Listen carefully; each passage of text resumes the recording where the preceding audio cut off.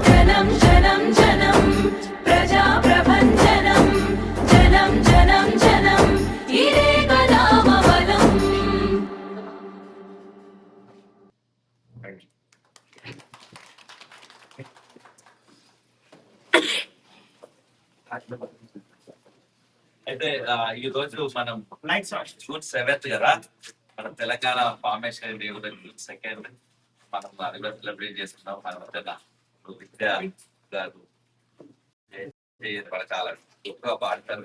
ఇలాంటి పోల్సించుకోవాలి కూడా అన్నారా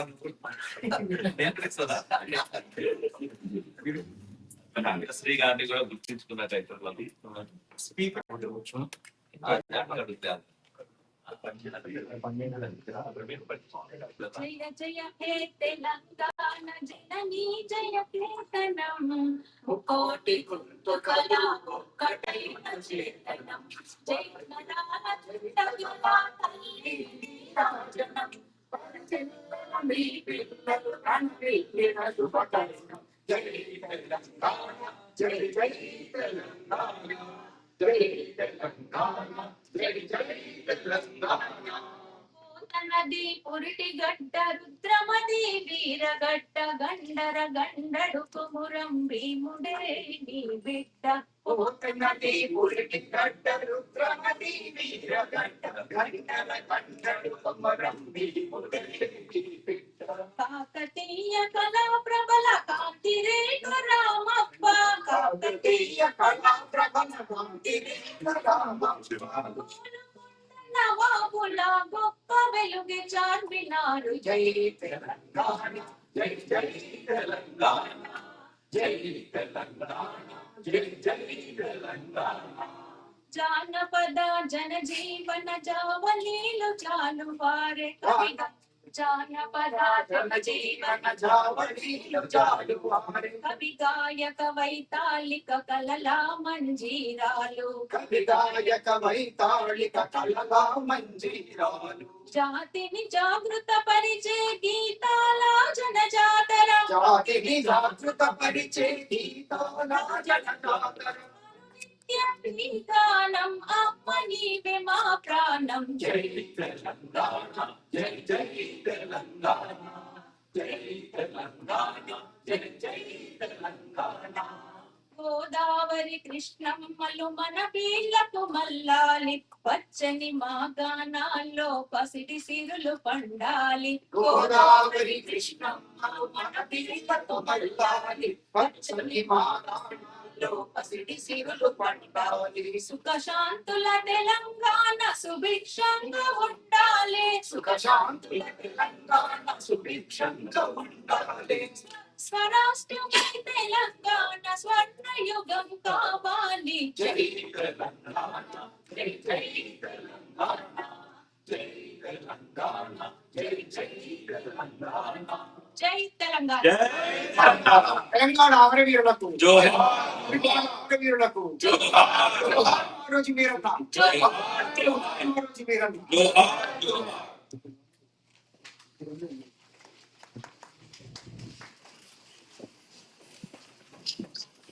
హలో హలో హలో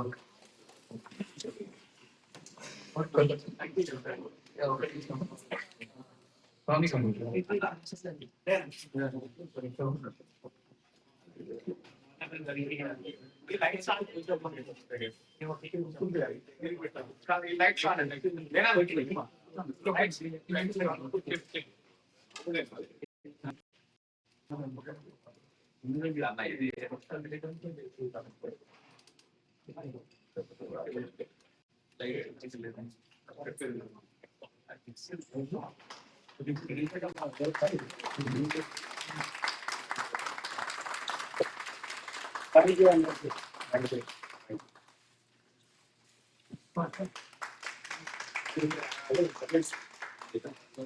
వాళ్ళు కూడా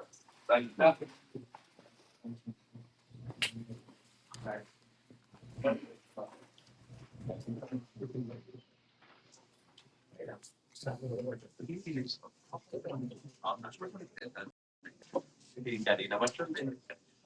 గట్టిగా మాట్లాడితే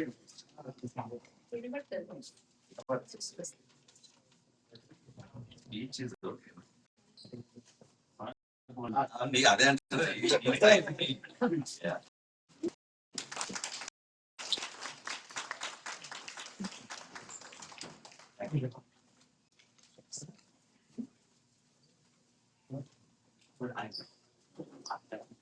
introduction to get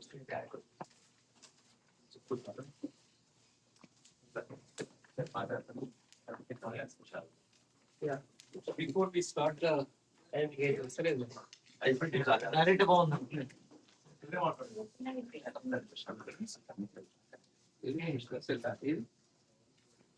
cover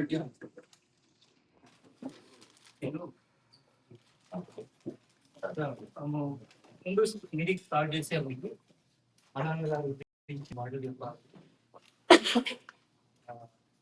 Shiva ఒక చిన్న ఇంట్రొడక్షన్ ఇద్దామని అనుకుంటున్నాడు. శివ గారు అందరికీ నమస్కారం. మన మధ్యలో ఒక బాలుడిగా కనిపించే ఒక విప్లవకారులు, పాత్రికేయులు, పోరాట పులిటిగడ్డ తెలంగాణ ముద్దు బిడ్డ మన తీన్మార్ మల్లన్న మన మధ్యలో ఉన్నారు. తీన్మార్ మల్లన్న గారు నల్గొండ డిస్ట్రిక్ట్ మాదాపురం విలేజ్ తుర్కపల్లి మండలంలో 7th January 1983లో ఆయన జననం. ఆయన మన తెలంగాణ ప్రజల కోసము, మనందరి కోసము కష్టపడి పోరాటము, తర్వాత ఆయన చేసిన రాజకీయ ప్రస్థానము, ఇప్పుడు ప్రస్తుతం ఆయన తెలంగాణ రాజ్యాధికార పార్టీ ఎమ్మెల్సీ ప్రెసిడెంట్ గా ఉన్నారు, ఫౌండర్ ప్రెసిడెంట్. మన మధ్యలో ఇతర పెద్దలు కూడా ఉన్నారు, మన రమేష్ వాగంటి గారు, ఆ తర్వాత అశోక్ పల్లబోయిన గారు జనరల్ సెక్రటరీ తెలంగాణ రాజ్యాధికార పార్టీ. మన తోటి వెంకట్ మాలోజీ గారు ఉన్నారు, తర్వాత ప్రజాకవి మా అన్న నారాయణ స్వామి గారు ఉన్నారు, తర్వాత కట్టెల సుభాష్ గారు వైస్ ప్రెసిడెంట్ తెలంగాణ రాష్ట్ర ముద్ర సంఘం వైస్ ప్రెసిడెంట్ గారు ఉన్నారు. ఇంకా మిగిలిన అందరు పెద్దలే, అందరికీ నమస్కారం, అందరికీ ఆహ్వానం. అన్న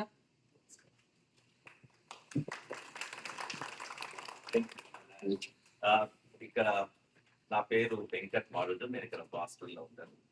సో జస్ట్ ఈ మీటింగ్ చాలా తొందరగా పెట్టాల్సి వచ్చింది. అయితే నేను రమేష్ నాకు ఇక్కడ తిమ్మర్ మల్లన్న కాల్ చేసి ఇక్కడ వచ్చిన అని చెప్పి రా అంటే నాకు వీలు కాదన్నా అంటే ఫోన్ చేసి short notice just talk last week Sunday అనుకుంటాం, మండే. అయితే ఇంత మందిని ఆర్గనైజ్ చేసినందుకు రమేష్ అన్న గారికి నేను చాలా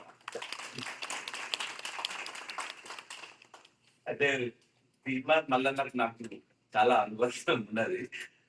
అతను V6 లో మల్లన్న క్యారెక్టర్ చేసినప్పుడు పోయి అంటే నాకు రవి అంకం అన్న బాగా దగ్గర మిత్రుడు. అప్పుడు చాలా అంటే అది ఒక కొత్త తెలంగాణలో ఒక మనది అన్నట్టు మన ఛానల్ మన భాష అన్ని ఇట్లా సొంతం చేసుకునేంత మంచిగా అనిపించే ఛానల్ అది కదా. అలా cinema Mallanna very instrumental initially. అప్పటికి పరిచయం ఉన్నది. అప్పుడు ఫస్ట్ టైం కలిసినప్పుడు అన్నా నేను ఏమైతుంది అంటే ఈయన ఎమ్మెల్సీగా చేస్తాడంటే వెళ్ళిపోతాడట అయ్యో పోతాడు. అప్పుడు ఏమన్నా అంటే వెరీ ఫస్ట్ టైం నువ్వు చేసినప్పుడు ఎందుకే మరి నేను కూడా అనుకున్నా ఎమ్మెల్సీ ఎదుగుతాడా అని డౌట్ వచ్చిందా అని. అది అంటే మైండ్ చేయండి ఆ థింకింగ్ అనేది అంత గొప్పగా ఉండాలి. అప్పుడు అతను నిజంగా ఒక జర్నలిస్ట్ గా ఒక సామాన్య నేపథ్యం నుంచి వచ్చిన మనిషి నాకు కూడా అనిపించింది అవునా అంత ఆలోచన చేయగలుగుతుందా అంటే ఒక విధంగా సంతోషంగా ఒక విధంగా వీళ్ళు మీ సక్సెస్ఫుల్ అని. సరే ఆయన ఫస్ట్ టైం చేసిండు ఓడిపోయిండు.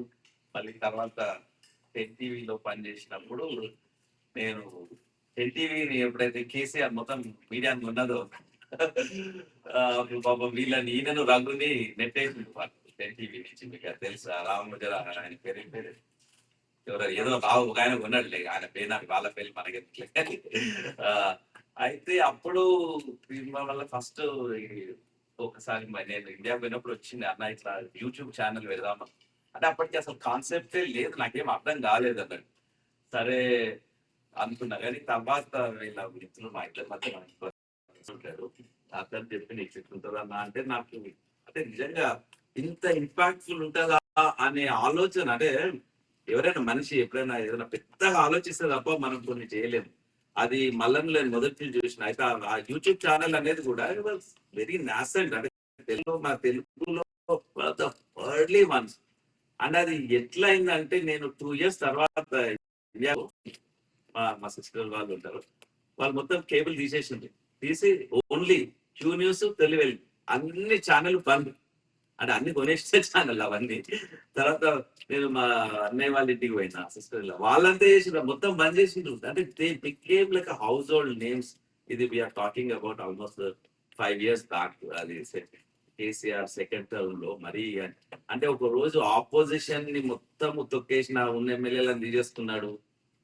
టీవీ ఛానల్ అన్ని కొనిపడేసిండు. ఇక నాకేముంది లే అని అంటున్నప్పుడు అంటే ప్రజాస్వామ్యం ఎంత గొప్పదో మనందరం కూడా వీళ్ళిద్దరు ఇట్లా యూట్యూబ్ ఛానల్ సోషల్ మీడియా ఎట్లా వచ్చిందంటే they became the household name. They became the media for us to consume get the news and they were became trustworthy. They couldn't trust anybody else. అంటే recent తర్వాత సరే మళ్ళీ ఎమ్మెల్సీగా పోటీ చేసి third time చేసిన కదా నన్ను. సెకండ్ టైం కూడా నేను అంటే సరే ఎందుకులే కానీ నేను సపోర్ట్ అట్లా చేసేవాడిని చాలా minimal. But I remember 2 times చేసింది కానీ మొన్న మళ్ళీ థర్డ్ టైం అంటే ఎప్పుడైతే ఎన్నడూ ఏమి లేనప్పుడు ఆలోచన చేయడము ఒక నెల తర్వాత ఎమ్మెల్సీ అయ్యి ఈ రోజు ఒక స్టేట్ లెవెల్ పార్టీ పెట్టే అంత ఎదిగిందంటే నేను అదే చెప్పిన అప్పుడే ఒకసారి ఏదో ఒక రోజు నేను చీఫ్ మినిస్టర్ గా చూడాలని ఉంది. నువ్వు అయితే young age is only like 43. You are so young but politics అది ఒక పార్టీ పెట్టే ఇంత ఎదిగినామంటే నీకు చాలా ఉంది. అండ్ ఒక్కటి ఇప్పుడు మేము కొందరు ఆర్ఎస్ ప్రవీణ్ కుమార్ కు చాలా కష్టపడి పనిచేసిన వల్ల ఉన్నాం కొందరు. మమ్మల్ని అట్లా మాత్రం చేయకన్నా ఏమన్నా చేయకండి ప్లీజ్. ఏమైందంటే అంటే సమాజంలో ఎట్లుంటది అంటే ఇప్పుడు చిరంజీవి భక్తులుంటే స్వామి కానీ సామాజిక న్యాయం అని పార్టీ పెట్టిండు. మన దేవేందర్ గౌడ్ సామాజిక తెలంగాణని పెట్టిండు. ఇద్దరు ఎట్లా ముంచిండ్రు అంటే మళ్ళీ 10 ఏళ్ల వరకు ఎవరు సామాజిక న్యాయం అనకుండా చేసిండు. అంటే అది ఎంత ద్రోహము ఎంత అంటే అది సపరేట్గా అయిపోతుంటే మాలంటలో దేవేందర్ గౌడ్ ఆ టైంలోనే బాగా పనిచేసి సపోర్ట్ చేసినాము. అంటే అట్లా ఈ మధ్యన మేము ఆర్ఎస్ ప్రవీణ్ కుమార్ కూడా ఒక బహుజన వాయిస్ అని అదని అమెరికాలో తెలిసిన వాళ్ళకి తెలుసు చాలా పెద్ద ఎత్తున ఆర్గనైజ్ చేసినాము. కానీ చాలా బాగా పెట్టిండు. అంటే నీ మీద నమ్మకం ఉన్నది అంటే నువ్వు వచ్చిన నేపథ్యము నీది.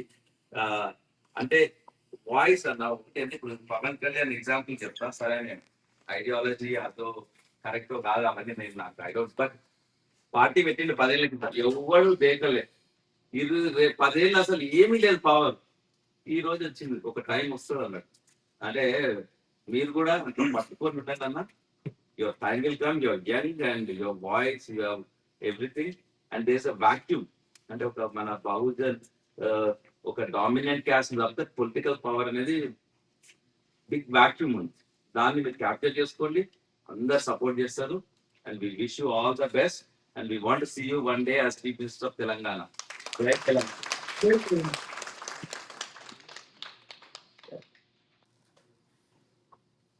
సార్ ఇప్పుడు మల్లన్న గారు మాత్రం ఫస్ట్ మల్లన్న గారు మాట్లాడతారు అయిన తర్వాత ఎవరికైనా క్వశ్చన్స్ ఉంటే మీకు questions comments discussions will go over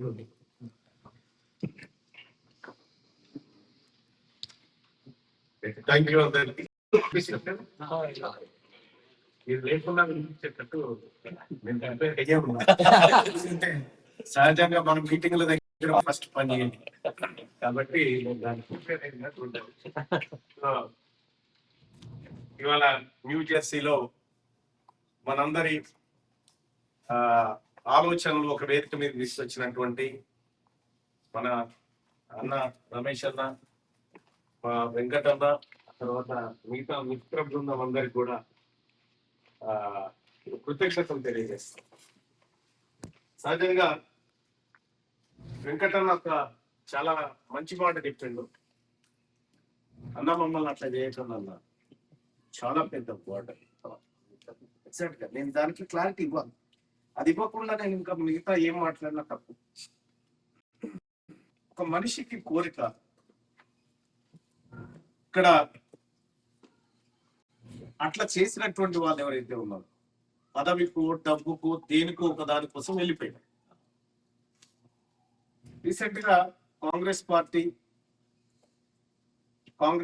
విజయంలో ఎంతో కొంత పాత్ర వహించిన మొన్నటి విజయం నేను కాంగ్రెస్ పార్టీలో ఎమ్మెల్సీ అయినా అధికారంలో ఉన్న పార్టీ నేను అనుభవించడానికి అన్ని ఉన్న పార్టీ ఇప్పుడు కూడా ఇక్కడ కాంగ్రెస్ పార్టీతో నేను ఎక్కడ విభేదించిన సెన్సెస్ దగ్గర విభేదించిన నేను విభేదించింది కాంట్రాక్ట్ కాడ కాదు పదవి కాడ ఓన్లీ సెన్సెస్ కాడ విభేదించిన కారణం సెన్సెస్ రిపోర్ట్ ను కాంగ్రెస్ పార్టీలో ఉండి తగలబెట్టి పారేసిన ఒకవేళ తీర్మార్ మల్లన్నకు ఇదే నేను ఇక్కడ చెప్తా ఉన్నా ఇదే ముఖ్యమంత్రి గారు ఒక రోజు ఇంటికి పిలిచి మల్లన్న ఎక్స్పాన్షన్ ఉంది తొందరపడుతూ అని నేను ఒకటే మాట చెప్పిన ఆ కుర్చీ మాదని చెప్పి నువ్వు కూర్చున్న కుర్చీ మాది అని ఎప్పుడన్నా వస్తే కనుక్కో ఈ కుర్చీ మాదని తర్వాత 1,000 కోట్ల రూపాయల ప్రాజెక్ట్ నాకు చెప్పి నేను ఒకటే సింపుల్ గా చెప్పిన నేను డబ్బు కోసం రాలేదు పేరు కోసం అనుకుంటున్నాను మా జాతులకు జరుగుతున్నటువంటి అన్యాయంలో ఎంతో కొంత నేను వాళ్ళ కోసం చేసి చచ్చిపోతే నేను చస్తే 1,00,000 మంది నా సాగుకు రావాలి అదే నా నా కళ్ళ ముందు నుంచి కేసీఆర్ మీద పోరాటం చేస్తున్నప్పుడు మీరు చెప్పినటువంటి అన్ని నా ముందు పోయి ఆఫర్లు ఇప్పుడు కూడా ఇవన్నీ పోయినా నాకున్నది ఒకే ఒక లక్ష్యం నేను వాస్తవానికి రాజకీయాల్లోకి రావాలనేటువంటి ఇంట్రెస్ట్ నాకు లేకుండే ఈ రాజకీయాలతో నేను ఏదో చేస్తాను అనుకో నేను ఒక సీరియస్ జర్నలిస్ట్ నేను మల్లన్నగా మాత్రమే నన్ను చూసేది ఏది V6 లో కానీ అంతకంటే ముందు 1999 నుంచి ఒక సీరియస్ జర్నలిస్ట్ కొన్ని పత్రికలలో నేను రాసేటువంటి వార్తలు చూస్తే మా ఎడిటర్లు ఇచ్చి సన్మానం చేసేది నేను అంత భయంకరంగా రాశాను భయంకరంగా వార్తలు రాశాను ఒకనొక సందర్భంలో ఏంటి గుంటూరు ఆ బార్డర్ ప్రాంతంలో ఎన్కౌంటర్ జరిగింది ఎన్కౌంటర్ నేను పత్రికలో వార్త రాసిన అయితే విషయం ఏంటంటే పొరపాటున నల్గొండ పోలీసు వాళ్ళు గుంటూరు పోలీసు వాళ్ళని నక్సలైట్లు అనుకున్నారు గుంటూరు పోలీసు వాళ్ళు నల్గొండ పోలీసు వాళ్ళని నక్సలైట్లు అనుకుని ఏదో కాల్పులు చేసుకున్నప్పుడు నేను క్వశ్చన్ రేజ్ చేసిన ప్రతిసారి ఎన్కౌంటర్ జరిగినప్పుడు పోలీసులమైన మేము లొంగిపోమని చెప్పినాం, కానీ అవతల వాళ్ళు వినకుండా కాల్పులు చేసినారు అనేటువంటి ఒక కామన్ స్లోగన్ ఉంటుంది వాళ్ళ దగ్గర. మరి ఇందులో ఎవరెవరిని లొంగిపోమని ఆదేశించినారు అడిగి, అంటే అంత క్రిటికల్ గా థింక్ చేసి వాట్సాప్ రాసేది. సరే రాష్ట్రంకి వచ్చిన తర్వాత B6 లో మై బాస్ గ్రేట్ లీడర్ నా దృష్టిలో అంకం రవి సార్ నాకు మోర్ చాయిస్ ఇచ్చింది. అంటే నాకాడున్నటువంటి ఆలోచనలకి ఆయన స్పేస్ ఇచ్చింది. దాంతో ఎక్కువ మందికి పరిచయం అయ్యేటువంటి వేదిక మీదకి వచ్చింది. తద్వారా నేను వెలుగులోకి వచ్చిన చాలా మందికి తెలిసిన తర్వాత కూడా ఇదే 2014 ఎన్నికల నాటికి కల్వకుంట్ల చంద్రశేఖరరావు గారు నాకు 2-3 సార్లు ఫోన్ చేశారు. వెల్కమ్, నా పార్టీలోకి రండి. ఆ రోజు ఆలయ టికెట్ నాదే 2014. ఆ క్షణంలో నేను సీరియస్ జర్నలిస్ట్ గా ఉన్నాను. నిజంగా నాకు ఈ పాలిటిక్స్ లోకి రావాలని ఇంట్రెస్ట్ లేదు, కానీ ఈ పెరుగుతో ఏదో కొనుకొచ్చా అనుకున్నా, ఏదో చేయొచ్చా అనే ప్రయత్నం అయితే చేసిన. అప్పుడు జస్ట్ నన్ను ఇట్లా కేసీఆర్ పిలిచిన తర్వాత నేను పోలేదు సహజంగా, ఎందుకంటే నేను అంత ఈజీగా నమ్మబెట్టుతుండే. నేను పోలేదు. ఆ రోజు మధ్యాహ్నం లంచ్కి రమ్మంటే పోలేదు. ఆ తర్వాత మళ్ళీ ఫోన్ చేసి, లేదు నేను అట్లా ఫామ్ హౌస్ పోయేది ఉంది, నేను ఇట్లా పోను, ఇంటికనే వస్తా, అమ్మని వంట చేయమని అన్నీ తినిపోతా అంటే, నువ్వు ఇంటికి రాకు నేనే వస్తున్నాను పోయింది.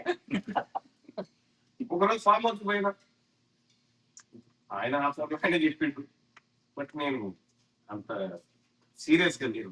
ఈ విషయం తీర్మానకు ఆలర్ టికెట్ ఇస్తున్నారు అనేటువంటి విషయం తెలుసుకున్నటువంటి ఆలేరు మాజీ ఎమ్మెల్యే గొంగిడి సునీత మహేందర్ రెడ్డి గారు, నేను ఓల్డ్ పీజీ హాస్టల్లో ఉండి పెళ్లిగా ఆయనకు వచ్చేది నైట్, అన్నా నువ్వు వద్దని చెప్పు టికెట్.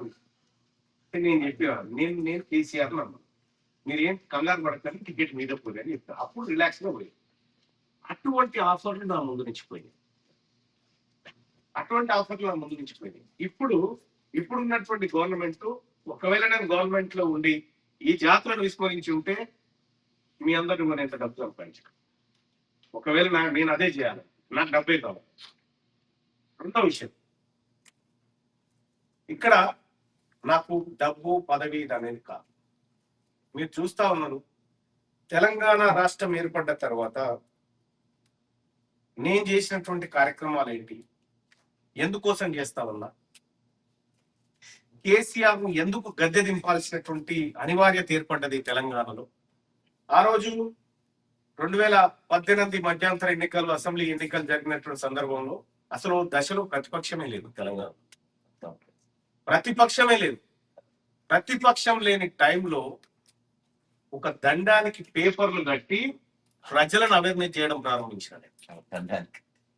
ఒక నాడుకు న్యూస్ పేపర్లు వేలాడదీసి దీని వెనకాలన్న వార్తల వెనకాలన్న మర్మం ఏందనేది, అప్పటికి ఒక 2.5 లక్షల రూపాయల జీతం నాకు 1 గంట సేపు పనిచేసినాడు. అది వదిలిపెట్టుకొని వచ్చి నేను ఈ వర్క్ చేయడం స్టార్ట్ చేసింది నేను ఏదో డబ్బులు సంపాదించడం కోసం కాదు. మొన్నటికి మొన్న ఇంకొక విషయం ఉదాహరణ చెప్తా. ఎవరు అంజిరెడ్డి అని పోటీ చేసిన ఎమ్మెల్సీగా గెలిచిండు భారతీయ జనతా పార్టీ నుంచి. ఇక్కడ మెదక్, కరీంనగర్, నిజామాబాద్, ఆదిలాబాద్ గ్రాడ్యుయేట్ ఎమ్మెల్సీగా పోటీ చేసిన అంజిరెడ్డి. ఆయన కూతురు ఎలక్షన్ ముందు నా కూతురు వాళ్ళందరూ వచ్చి, మళ్ళా నీకు లంసమ్ అమౌంట్ ఇస్తాం, నువ్వు మాకు మద్దతు చేయాలంటే దానికి 1 లక్ష కల్పిస్తాం, ఇటుకని బయటకు వెళ్ళాలని చెప్పి. ఎందుకంటే నాకు సిద్ధాంతం ఉంది. నేను ఇదే కాంగ్రెస్ పార్టీలో ఉండి అక్కడ ఒక బీసీ బిడ్డ నిలబడితే కాంగ్రెస్ పార్టీగా అక్కడికి పోయి అతనికి మద్దతు చేసి అతనికి ఆర్థికంగా కూడా సహకరించి నా సిద్ధాంత విధాయ అని చెప్పొచ్చు. రెండవ ఇక ఎందుకు తీర్మానం వల్ల ఇవాళ మీ మధ్యలో ఒక చర్చగా ఎందుకు మారి, నేను యాక్చువల్గా మీకు ఎందుకు పంచాయతీ ఎక్కడ స్టార్ట్ అయింది అని, ఒకటి రాహుల్ గాంధీ చెప్పినటువంటి జిత్నే ఆబాదీ ఉత్నే హిస్సేదారి అనేటువంటి మాట, కాస్ట్ సెన్సస్ చేస్తాం అనేటువంటి మాట, ఈ 2 మాటలకు అనుగుణంగా నేను కాంగ్రెస్ పార్టీలో చేరడం జరిగింది. కాంగ్రెస్ పార్టీలో చేరేటప్పుడు కూడా అక్కడ ఉన్నటువంటి రాహుల్ చౌదరి పర్సన్స్ రేవంత్ రెడ్డి గారి సమక్షంలో చేరాలంటే నేను చేరనని చెప్పాను. మా బీసీ నాయకుడు మహేష్ కుమార్ గౌడ్ తీసుకురా చేరుతా అని చెప్పి అప్పుడు పిలిపించుకొని చేరే. మీరు బాగా అర్థం చేసుకుని అవి ఉంటే కూడా తెప్పించుకో.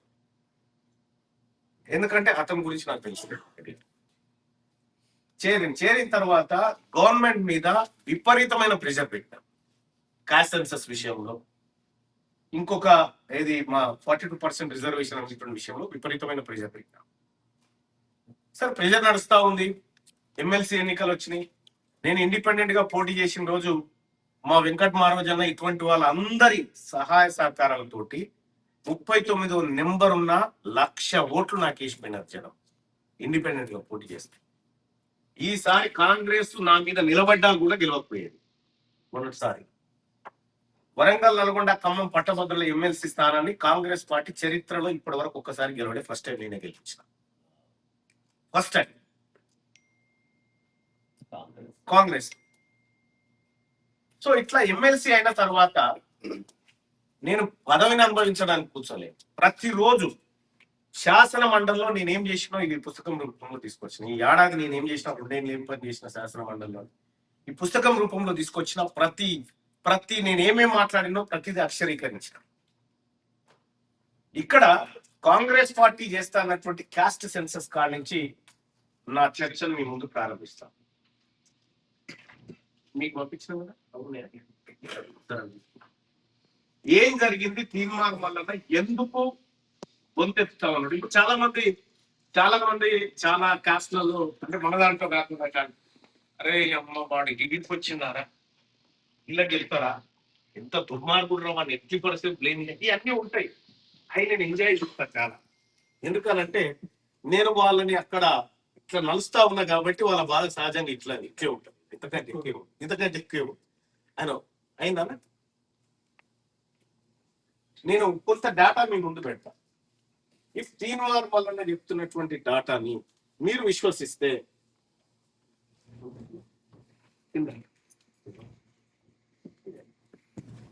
తీర్మానం వల్ల చెప్తున్నటువంటి డేటాను కనుక మీరు విశ్వసిస్తే, ఎస్ మళ్ళీ మీరు చెప్పింది కరెక్ట్ అని చెప్పి చెప్పండి. లేదు అని అంటే చెప్పింది తప్పు అనేది కూడా చెప్పండి.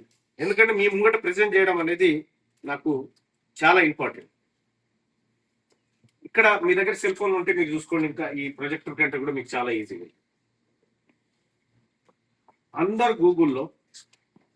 అందరు ఫోన్లు తీసుకొని గూగుల్లో తెలంగాణ జిఎస్డిపి ఎంతనో ఒకసారి చూసుకోండి. తెలంగాణ జిఎస్డిపి ఒక్కసారి చూసుకోండి. 16 లక్షల కోట్ల పైసలకు ఉంటుంది జిఎస్డిపి. చూసుకోండి. ఇంకా ఇండెప్త్ గా కావాలంటే తెలంగాణ సోషియో ఎకనామిక్ అవుట్లుక్ 2026 అనేటువంటి బుక్ ఒకటి గవర్నమెంట్ రిలీజ్ చేస్తుంది. ఎవ్రీ ఇయర్ 17 లక్షల 17 అక్యురేట్ చేసుకున్నాం. 17.82 కోట్లు GSD.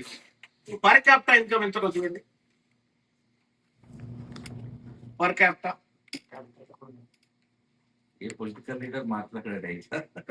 Per capita income 4,18,900. GSDP divided by per capita income is equal to population. Okay, just ఒకసారి వీలైతే చేయండి.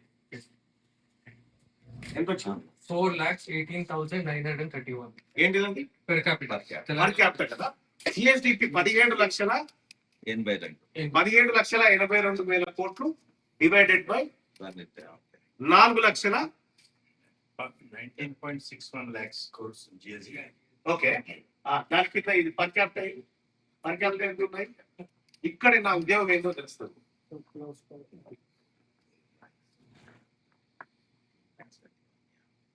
అడిగాడు 18,931. 1893. అంటే 4 కోట్ల తెలంగాణ జనాభా 4,25,00,000 జనాభా ఉందనేది గవర్నమెంట్ అఫీషియల్ డాటా. ఓకే, 4,25,00,000 జనాభా ఉంది తెలంగాణలో అనేది government Telangana socio economic outlook లో ఈ ఏడాది ప్రచురించి సభ్యుడిగా నా చేతిలో అసెంబ్లీలో ఇచ్చినటువంటి టేబుల్ మీద పెట్టిన బుక్ ఇది. సో దీంట్లో తెలంగాణ కులగణన చేసినటువంటి సందర్భంలో ఉత్తమ్ కుమార్ రెడ్డి గారు ప్రెస్ మీట్ పెట్టి తెలంగాణ జనాభా 3,54,00,000 మంది అని చెప్పి 3,54,00,000 మంది తెలంగాణ జనాభా ఉందని ఉత్తమ్ కుమార్ రెడ్డి గారు చెప్తే నేను సభలో లేచి అడిగిన, నా చేతిలో పెట్టిన బుక్ లో 4,25,00,000 ఉంది, మీరు 3,54,00,000 అంటున్నారు. ఈ 75 లక్షల మంది ఎవరైతే ఉన్నారో వీళ్ళ డెత్ సర్టిఫికెట్ల మీద వీళ్ళ సమాధులు ఎక్కడ ఉన్నాయో చూపిరని అడిగిన. వెంటనే పొన్నం ప్రభాకర్ గారు వచ్చి పట్టుకొని అన్న వదిలిపెట్టి సబ్జెక్టు, ఆయన బీసీ మంత్రి, ఈ సబ్జెక్ట్ వదిలిపెట్టండి అన్న ప్లీజ్ అన్న. నేను వదిలిపెట్టడానికి సిద్ధంగా, నేను ఆ జాతి నుంచి వచ్చిన నేను ఖచ్చితంగా దాని గురించి మాట్లాడతాను. ఇక్కడ తెలంగాణ రాష్ట్ర బడ్జెట్ 4,25,00,000 మందిక 3,54,00,000 మందిక ఎంతమంది పెడతా ఉన్నారు ఈ బడ్జెట్ అనేది? సమాధానం లేదు. మరి ఎవరు ఈ 75 లక్షల మంది అనేది నాకాడ డాటా ఉంది, ఆన్ చేస్తే ఒకసారి చూపిస్తా. తెలంగాణ రాష్ట్రంలో 2014లో కేసీఆర్ చేసినటువంటి సమగ్ర కుల సర్వే ప్రకారం తెలంగాణ రాష్ట్రంలో వెలమల జనాభా 1,02,006 మంది. తెలంగాణలో వెలమల జనాభా 1,02,006 మంది. 2014 నుంచి 2025 నాటికి తెలంగాణ రాష్ట్రంలో వెలమల జనాభా 1,42,000 వచ్చింది. అంటే ఈ 10 ఏళ్ల కాలంలో 1,00,000 మంది వెలమలు 40,000 మందికి జన్మనిచ్చారు. ఓకే, రెండోది తెలంగాణ రాష్ట్రంలో కేసీఆర్ చేసినటువంటి సమగ్ర కుటుంబ సర్వే ఏదైతే ఉందో దాంట్లో మొత్తం రెడ్ల జనాభా 10,90,000 జనాభా తెలంగాణలో రెడ్ల జనాభా అనేది చూపించారు. ఈ 10 ఏళ్ల కాలంలో 17 లక్షల జనాభా అయింది. అంటే వాళ్ళు కొత్తగా 6 లక్షల మందికి జన్మనిచ్చారు 10 ఏళ్ళలో. బీసీలు తెలంగాణ రాష్ట్రంలో ఉన్నటువంటి బీసీల జనాభా 2,14,15,00,000 జనాభా పోయి 2 కోట్లకు వచ్చి పడ్డారు. అంటే బీసీలలో ఒక్కడు కూడా కొత్తగా ఒకరికి జన్మలేదు. ఈ లెక్కలు అన్ని చూసిన తర్వాత నేను ప్రతి లెక్క దీంట్లో వ్యక్తం వేసాం. ఇప్పటి వరకు ఇంకా ఇదే కాదు, తెలంగాణ రాజ్యాధికార పార్టీ .in అనుకోండి, దాంట్లో 1,00,000 పేజీల డాటా వేసిన, దమ్మునోడే చూడరని పెట్టిన. దాంట్లో పిరికి పందలు ఇటువైపు చూడకండి, తెలంగాణ రాజ్యాధికార పార్టీ .in అది అనుకోండి. ఎస్, ఇది ఒకసారి పెట్టి మీరు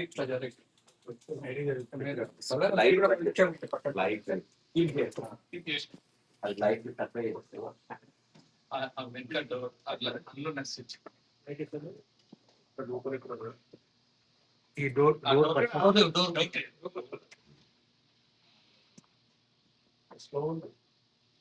సిగ్నల్ అందుకే మాకు అప్పటి నుంచి ట్రబుల్ అవుతుంది ఇది కనెక్ట్ చేయండి. ఏమన్నా వైఫై లేదా? వైఫై లేదు ఇక్కడ. హాట్స్పాట్ హాట్స్పాట్ కూడా మొబైల్ ఇక్కడ మొత్తం తెలంగాణ రాష్ట్రంలో 2014 జూన్ 2న ఏర్పడినటువంటి తెలంగాణ రాష్ట్రము 10 ఏళ్లలో ఎంత చిన్నాభిన్నానికి గురైంది, ఎంత దోపిడీకి గురైంది. ఆంధ్ర వలసవాదుల పాలన కంటే రెట్టింపు స్థాయిలో దోపిడీకి గురైంది తెలంగాణ 12 ఏళ్ళు. దానికి సంబంధించినటువంటి డాటా ఇప్పుడు నేను మీకు చూపించేవాడిని. ఓకే, ఇంకా కిందకి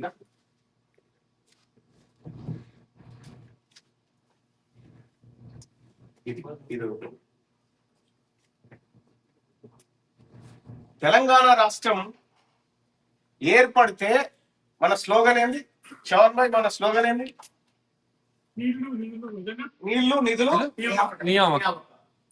తెలంగాణ రాష్ట్రం ఏర్పడ్డది. తెలంగాణ రాష్ట్రం ఏర్పడితే నీళ్ళు ఎటుపోయినాయి, నిధులు ఎటుపోయినాయి, నియామకాలు ఎటుపోయినాయి. వీటిపైన ఒక క్లారిటీ రావాల్సినటువంటి అవసరం ఉంది. ఆ ప్రెజెంటేషన్ మేము ముందిద్దామని చెప్పి చూస్తా ఉన్నాం. ఎందుకు మనకు అవసరం అనేది చెప్పాలనుకుంటా ఉన్నా. సో ఇలా ఇంటర్నెట్ ప్రాబ్లం వల్ల ఏదో స్లోగా డౌన్లోడ్ అయింది.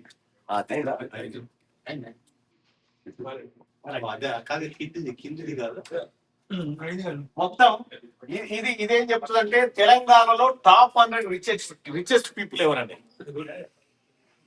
దీంట్లో encroachments in HMDA, only HMDA పరిధిలో, హైదరాబాద్ మెట్రో డెవలప్మెంట్ అథారిటీ పరిధిలో ఉన్నటువంటి ప్రభుత్వ భూములను ఎవరు, ఏ సర్వే నెంబర్, ఎక్కడ, ఆయన పేరేంది, ఎవరెవరు కబ్జా పెట్టిరో దాని డీటెయిల్స్ డాటా. ఓకే, దానిపైన ఈ ఇంజనీరింగ్ కాలేజెస్ ఉన్నాయి. ఈ ఇంజనీరింగ్ కాలేజెస్ ఎవరి, ఫీజు రియంబర్స్మెంట్ పథకం ఎందుకు వచ్చింది, వాళ్ళని ఎట్లా డెవలప్ చేయాలనుకుంది, దానిపైన మెడికల్ అండ్ ఫార్మసీ డాటా ఉంటుంది, దానిపైన జ్యుడిషియరీ డాటా ఉంటుంది. సో తెలంగాణ జనాభా లెక్కలు ఇది. సో ఇట్లా 1,00,000 పేజీల డాటా తెలంగాణ రాజ్యాధికార పార్టీ డాటింగ్ లో పెట్టినారు. అది ఎందుకు పెట్టినా, ఏమేమి పెట్టినా అనేది అందులో క్లియర్ గా మీకు అది ఓపెన్ అయితే నేను చూపించేవాడికి. ఇక్కడ జామర్ ఉన్నట్టుంది సార్. అవునా, ఓకే. ఇంటర్నెట్ వస్తుంది. అయితే తెలంగాణ రాష్ట్రంలో సంపద ఎవరి చేతిలోకి పోయింది, నీళ్ళేమైపోయినాయి, నియామకాలు ఏమైపోయినాయి, నిధులు ఏమైపోయినాయి, ఈ లెక్కలు చూస్తే మీరు ఇక్కడ మా వేణుగారు ఎటువా తెలంగాణ వేణుగారు ఉన్నారు కదా, ఎందుకు చేసినవరా ఉద్యోగం అని గుప్త వ్యాఖ్యాన. ఆ లెక్కలు ఇవ్వండి. నేను చెప్పేటువంటి లెక్క, ఈ లెక్కలో ఒక్క చిన్న డాట్ తప్పున్నా నేను ఏ శిక్షకైనా రెడీ. ఈ 1,00,000 పేజీల డాక్యుమెంట్ లో ఒక్క అక్షరం తప్పున్నా నేను దేనికైనా సిద్ధంగా ఉన్నా. ఇక్కడ అర్థం చేసుకోవాల్సింది ఏంటంటే, రైట్ నెక్స్ట్ కనెక్ట్ అవుతుందా, కనెక్ట్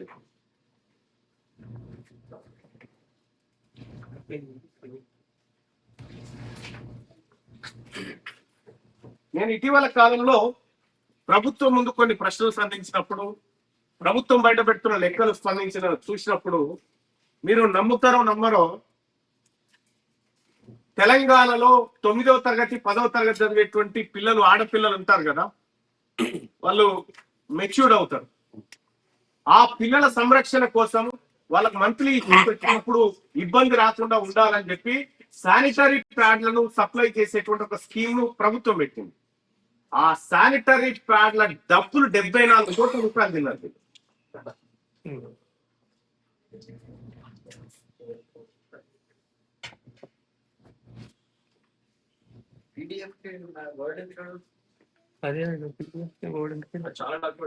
ఇదే కాదు, ఓపెన్ చేయండి లేకపోతే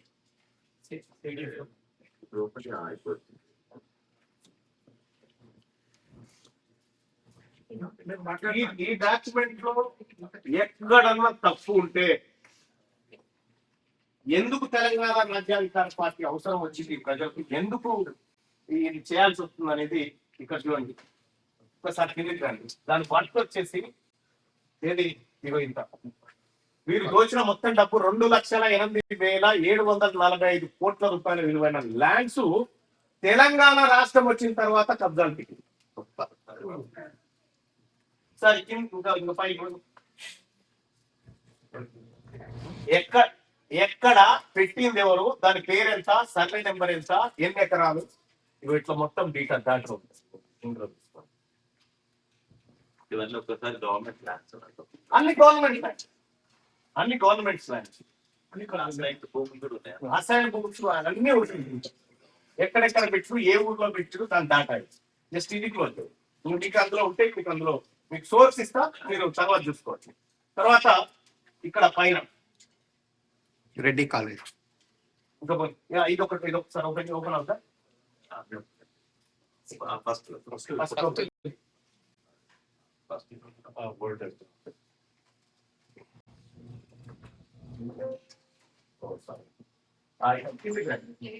అయితే ఈ తెలంగాణ రాష్ట్రంలో కేసీఆర్ ధరణి తీసుకొచ్చాడు. ఒక నిమిషం, కేసీఆర్ ధరణి తీసుకొచ్చాడు. ధరణి తీసుకొచ్చినప్పుడు 3 చింతలపల్లి దగ్గర తీసుకొచ్చాను. ఆడ సభ పెట్టినప్పుడు ఆ రోజు చెప్పిన ధరణి అనే దానికి సోమేష్ కుమార్ బటన్ ఒత్తి ప్రారంభించాడు. ఈ ధరణి కాదు, ఇది మన కుంభం వస్తుంది, ధరణి కాదు చరిత్రం అని చెప్పిన. అన్నట్టుగానే లక్షలాది ఎకరాల పేదల భూములు ఆగమైపోయాయి. అందుకోసమే నేను తెలంగాణ రాజ్యాధికార పార్టీ ఏర్పాటు చేస్తున్నటువంటి క్రమంలో తాజ్ కృష్ణ హోటల్లో చెప్పిన, మా పార్టీకి 1948 సెప్టెంబర్ 17 నిజాం వదిలిపెట్టిన తెలంగాణ కావాలని చెప్పి, నిజాం వదిలిపెట్టిన తెలంగాణ మాకు కావాలని చెప్పి. ఎందుకు కావాలి? అక్కడేముంది? అక్కడ ల్యాండ్ ఉంది, అక్కడ ల్యాండ్ ఉంది, సంపద ఉంది. మీరు ఒక్కసారి అబ్జర్వ్ చేస్తే కేసీఆర్ వదిలిపెట్టిన తెలంగాణలో, రేవంత్ రెడ్డి వదిలిపెట్టిన తెలంగాణలో కాదు మాకు కావాల్సింది. 1948లో నిజాం వదిలిపెట్టిన తెలంగాణ కావాలి. ఎవరు నిజాం కింద సంస్థానాధీశులుగా లేకపోతే సామంతరాజులు ఉన్నది ఎవరు? సామాన్య ఎవరు?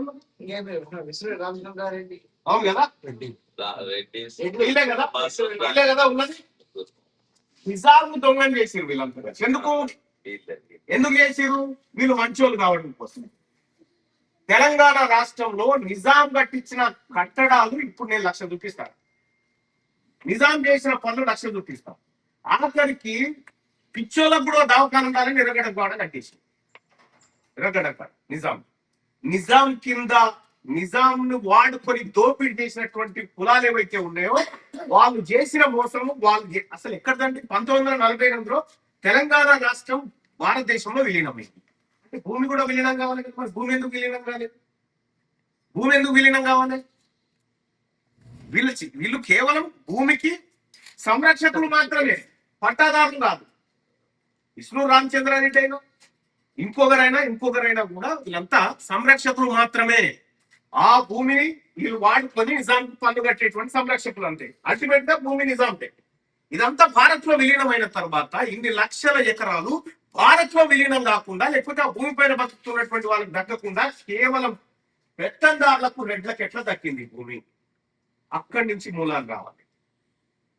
మూలాలు రావాలనేటువంటి ఉద్దేశంతో నేను దాంట్లో ఒక రోజు ఎక్స్ప్లెయిన్ చేసిన. చాలా మంది నక్సలైట్లు కానీ, మావోయిస్టులు కానీ, ఎర్రజెండా పార్టీలు కానీ దున్నటువంటి భూమి వాళ్ళు ఏం చేసిరు పాపం? ఈ దొరలు పెత్తందారులను వాళ్ళ భూములలో జెండాలు బాకిరు, ఎర్ర జెండాలు బాకిరు కానీ పట్టా చేయించకపోవడమే వాళ్ళు ఊర్లలోంచి పట్టణాల కలిసి వచ్చి ఇక్కడ రియల్ ఎస్టేట్ వ్యాపారాలు చేసి అక్కడ దున్నుకుంటున్నటువంటి పేదోనికి సాదామైన కాగితం రాసి ఇచ్చి నువ్వు ఎంతో కొంత ఇరానీ పైసలు తెచ్చుకొని ఇక్కడ డెవలప్ అయ్యారు. మళ్ళీ కేసీఆర్ వచ్చిన తర్వాత ఏమైంది? ఏ ఊర్లో నుంచి అయితే తెలంగాణ ప్రజలు నీ గోరిగడతం కొడుకు అని చెప్పి తరిమిరో వీళ్ళని, అదే ప్రజలు అదే వెలమలని బాజా భజంత్రీలతో తీసుకొచ్చి మళ్ళీ ఊర్లో వచ్చిన తర్వాత కేసీఆర్ ఏం చేసిండు? అనుభవదారుడి కాలాన్ని రద్దు చేసేసిండు. అంటే భూమి పైన అనుభవిస్తున్న వ్యక్తికి కొన్ని హక్కులు ఉండేటివి. ఆ హక్కుల గీతను కట్ చేసి ఎవడైతే పాత ఓనర్ ఉన్నాడో వాడే పట్టేదారుడు అని చెప్పి వాళ్ళకు లక్షలాది ఎకరాల భూమి పేదోళ్ళ దగ్గర నుంచి మళ్ళీ పెత్తందారుల దొరల దగ్గర పోయింది. మన భూమిని మనకు దక్కిందా? చవన్ పైన భూములు పోయినాయి.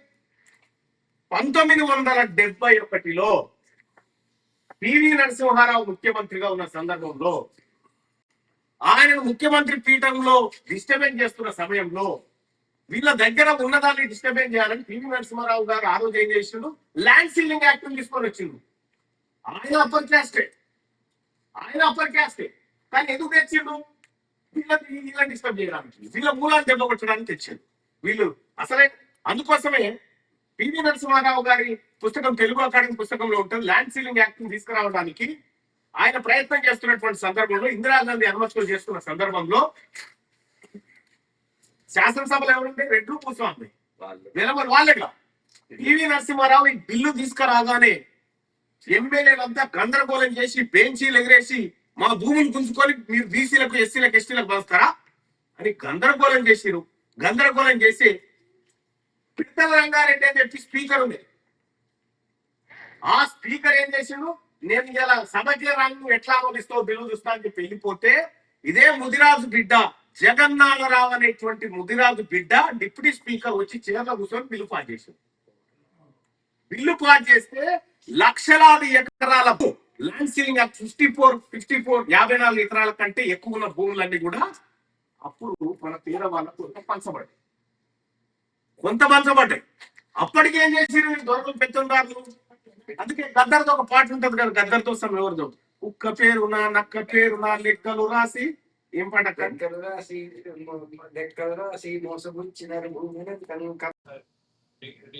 తెలంగాణ రాష్ట్రంలో ఇంజనీరింగ్ కాలేజీ వచ్చి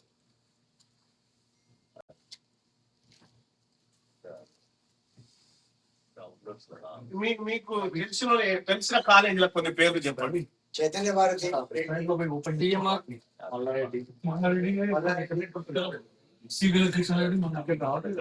విజ్ఞాన జ్యోతి ఓపెన్ చేస్తే మీకు అది ఒక 100 ఇంజనీరింగ్ కాలేజీల పేర్లు, 100 ఇంజనీరింగ్ కాలేజీల పేర్లు వస్తాయి. TKR college, MTR college, ER ఉన్న కాలేజ్ అలా ఏం చేసిండు మరి? వీటికి పైసలు కావాలి కదా, కాలేజీలు తెరిస్తే సరిపోదు కదా. ఎక్కడి నుంచి అంటే వన్స్ చంద్రబాబు నాయుడు పీరియడ్ అయిపోగానే, అప్పుడు మనం 10th క్లాస్ చదువుకున్న సమయంలో 10వ తరగతిలో 50 మంది పోరలు ఉంటే 10 మంది పాస్ అయ్యారు. 10, 15 అవునా? ఇప్పుడు చూడు అందరు పాస్ అవుతారు. ఎందుకు? మరి ఇప్పుడు శ్రీ చైతన్య నారాయణ ఎట్లా భర్తీ కావాలి? ఏది ఇంటర్మీడియట్ ఈ ఖాళీలు ఏర్పడాయి, అవి ఫెయిల్ అయితే. అట్లా అది అయిపోగానే ఫీజు రియంబర్స్మెంట్ పథకం పెట్టి ఏమన్నాడు, పేద మీరు చదువుకొని పైసలు లేని కట్ట. ఎవరి కట్టడం? కేవలం ప్రభుత్వ ఖజానా నుంచి డబ్బులు తీసుకుపోయి రెడ్డి ఇంజనీరింగ్ కాలేజీలలో వచ్చింది. అంతే. కొంతమంది పిల్లలు బెనిఫిట్ అయ్యారు, కాదంటలేదు. అయిందా? ఇది అయిపోగానే మరి మేమేం పాపం చేసినా, మేము హాస్పిటల్ పెట్టుకున్నాం. ఎవరి హాస్పిటల్ అంటే అది వస్తే ఇప్పుడు చూపిస్తుంది. హాస్పిటల్ ఎవరి అంటే వాళ్ళు మళ్ళా ఆరోగ్యశ్రీ పథకం పెట్టి ఇవన్నీ ఆరోగ్యం చుట్టూ దింపుకొచ్చి మళ్ళీ వాళ్ళకి ఇచ్చేసి, ఇట్లా తెలంగాణ రాష్ట్రంలో బలంగా దోపిడి పునాదులను నిర్మించుకున్నటువంటి వర్గాలు ఏవైతే ఉన్నాయో, మనం ఎంతమంది ఉన్నాంరా తెలంగాణలో మా లెక్కలు చెప్పమంటే 75 లక్షల మందిని మైండ్ చేసి,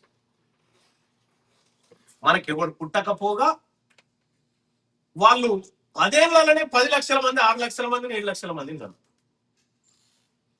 ఈ లెక్కల దగ్గర నా పంచాయతీ. ఆఖరికి అన్యాయం జరిగింది అని చెప్పి కోర్టు పోదామంటే జుడిషియల్ ఎవడు అది ఉన్నదని ఆడెవడున్నాడో కూడా, అల్లెవడున్నాడో కూడా మొత్తం లెక్కలు ఉన్నాయి. ఆఖరికి ఆడనే కాదు, గ్రామ స్థాయి నుంచి లెక్కలు తీసుకొచ్చింది. ఒక్కొక్క గ్రామం నుంచి స్టేట్ దాకా లెక్కలు తీసుకొని వచ్చిన ఆ లెక్కలు కనుక ఇప్పుడు మీరు చూస్తే చాలా ఆశ్చర్యపోతారు. అంత డాటా దాంట్లో పెట్టిన.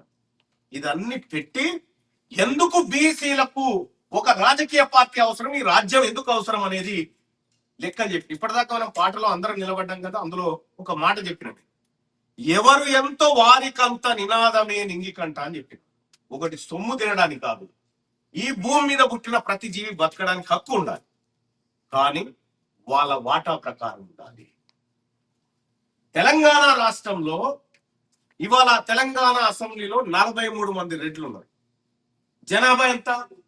10,90,000 రూపాయలు, 90,000 కేసీఆర్ లెక్కల ప్రకారం. అంటే అది డివైడెడ్ బై ఇది వేస్తే ఎంతమందికి ఒక ఎమ్మెల్యే తయారైంది? మొత్తం ఉమ్మడి మెదక్ జిల్లాలో వెలమల జనాభా 5,600 మంది. 5,600 మంది ఉన్నటువంటి జనాభాలో, ఆ జనాభా నుంచి, ఉమ్మడి మెదక్ జనాభా నుంచి 3 వెలమ ఎమ్మెల్యేలు పుట్టుకొచ్చింది. అంటే 1,700 ఓట్లకు ఒక ఎమ్మెల్యే తయారైంది వెలమంలో. 9,000 ఓట్లకు ఒక రెడ్డి ఎమ్మెల్యే తయారైంది మహబూబ్ నగర్ జిల్లా, నల్లగొండలో, ఇక్కడ కొన్ని ప్రాంతాలు. ఇదే బీసీలకు 20 లక్షలు కూడా ఒక ఎమ్మెల్యే తయారు. కారణం ఏంది? ఒక్కసారి బీసీ ప్రభుత్వం కనుక తెలంగాణ రాష్ట్రం, చాలా మంది బీసీ ఏందే, ఎస్సీ ఎస్టీలు ఎటుపోవాలన్నా, మైనార్టీలు ఎటుపోవాలన్నా. బీసీ అంటే క్యాస్ట్ కాదు, క్లాస్.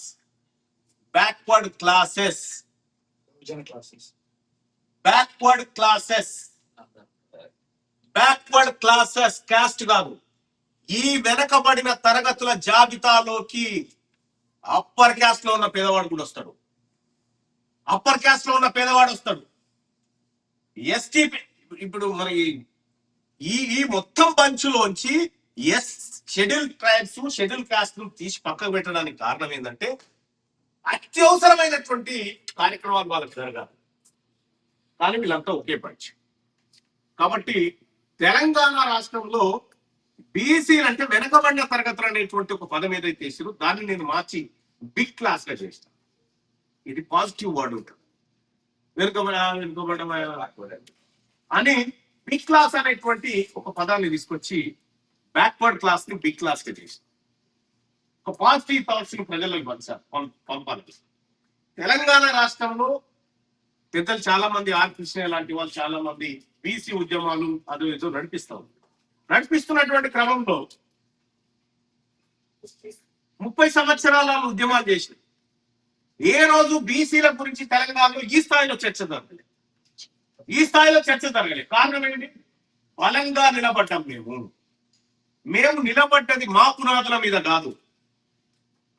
ఒక పాట ఉంటుంది, ఆ పాట వేస్తే ఇప్పుడు మీకు చాలా మంది ఆశ్చర్యపోతారు. మేము ఎన్ని విధాలుగా ఇక్కడి వరకు వచ్చినాము, ఎంతో ఇండెప్త్ నుంచి వస్తా ఉన్నాం అనేటువంటి చర్చ మీలో జరగాలి. అయితే ఇక్కడ మీరు అర్థం చేసుకోవాల్సింది ఏంటంటే 2019 నాటికి తెలంగాణ రాష్ట్రంలో ఉన్నటువంటి మొత్తం సర్పంచులలో 29.5% మంది సర్పంచులు రెడ్లు. ఇవాళ ఎప్పుడైతే తెలంగాణ రాష్ట్రంలో దమ్ముంటే నామినేషన్ అయినది సంగతి చెప్తా అని ఎప్పుడైతే మనం తొడగొట్టినామో ఇప్పుడు 12% వచ్చి పడిపోయింది. ఫస్ట్ టైం పడిపోయింది. తీర్మాన్ మల్లన్న ఉద్యమాలు ఏడు కూడా ఈ గతంలో జరిగిన ఉద్యమాలు మన ఇందిరా పార్కు, సుందరయ్య విజ్ఞాన కేంద్రం కాడకు వేయదు మ్యాక్సిమం. కానీ ఫస్ట్ టైం బీసీ ఉద్యమాలను తాజకృష్ణ కూడా పట్టుకుపోయింది. తాజకృష్ణలో పెట్టాం. సిడబ్ల్యూసి మీటింగ్ ఏడ జరిగిందో ఆడనే పెట్టాలి, ఆన్లైన్ 100% డిమాండ్ చేయాలని చెప్పి ఆడబెట్టి మొత్తం అందరినీ పిలిచిన. ఇలా తెలంగాణ రాష్ట్రంలో బీసీ నినాదం కాకుండా ఎవడు ఎన్నికల్లో పాల్గొనే పరిస్థితి లేని అనివార్యతను క్రియేట్ చేసేసి, సో మరి వస్తున్న తెలంగాణలో వస్తున్న మార్పులో ప్రతినిధులు ఎవరైనా ఉండాలి? వస్తున్న తెలంగాణ ప్రతినిధులు దొడ్డి కొమరయ్య వారసులై ఉండాలి, చాకలైలమ్మ వారసులై ఉండాలి, మారోజు వీరన్న వారసులై ఉండాలి. ఈ సమూహం ఉండాలని చెప్పి ఆ మహనీయులకు సంబంధించినటువంటి విస్తృతమైన ప్రచారం చెప్పారు. వాళ్ళు ఏం చెప్పారు, ఏం చేస్తా ఉన్నారు.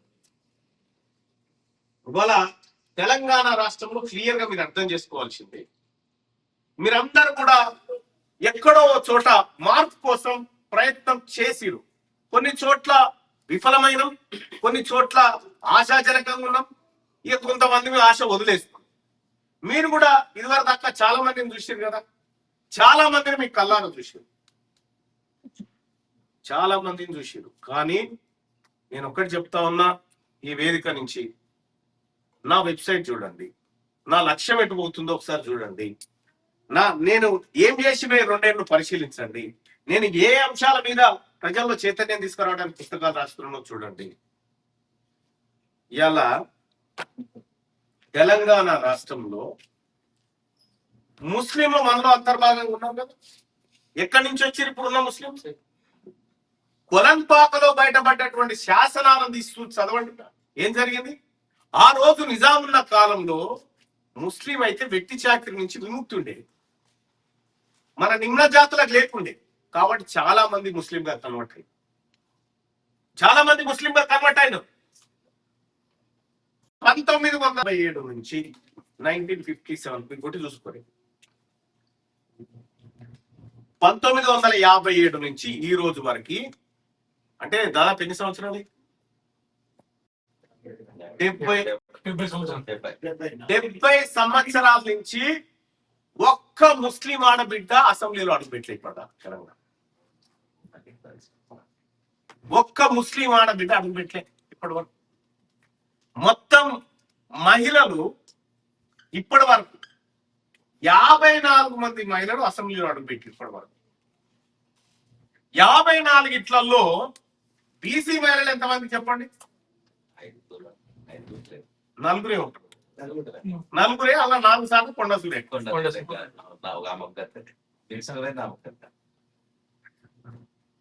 ఆమె ఒక్కతే.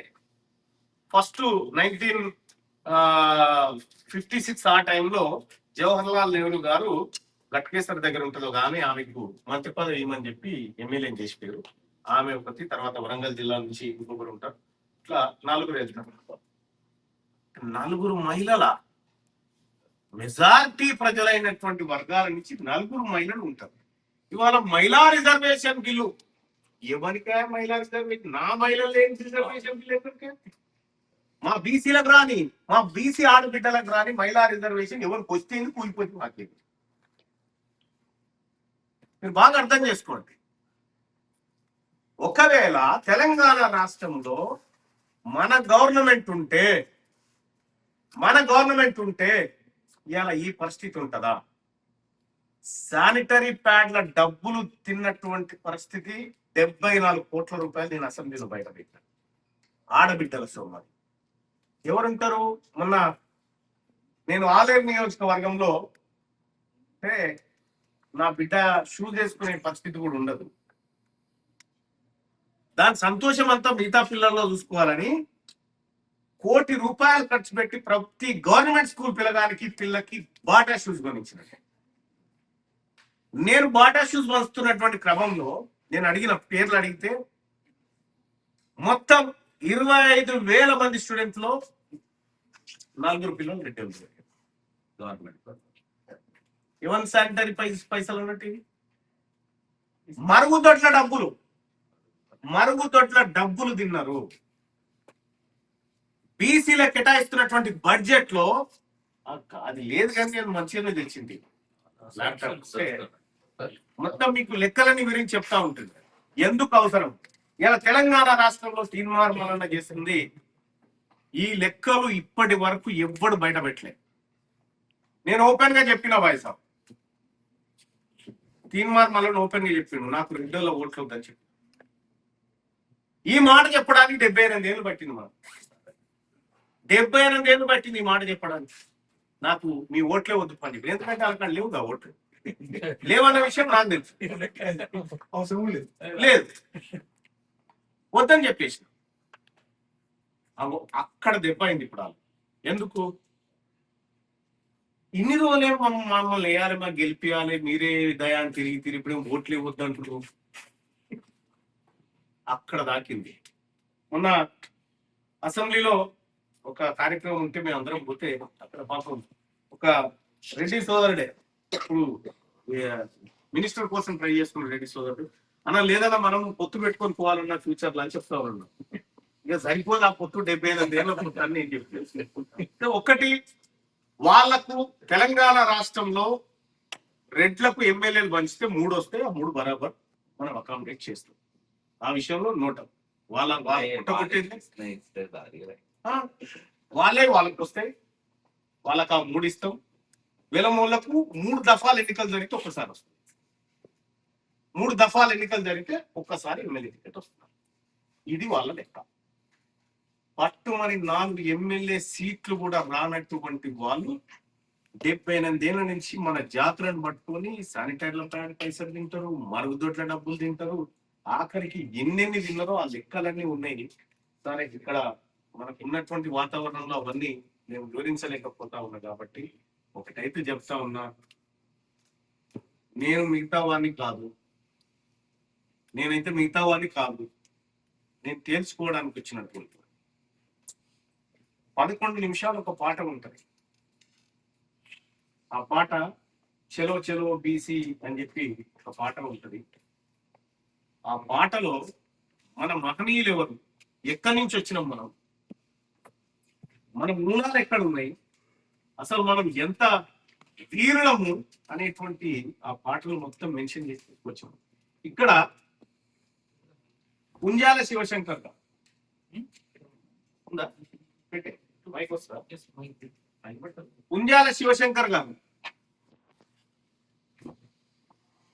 అసలు ఆయన గురించి ఏమైనా చర్చ ఉందా?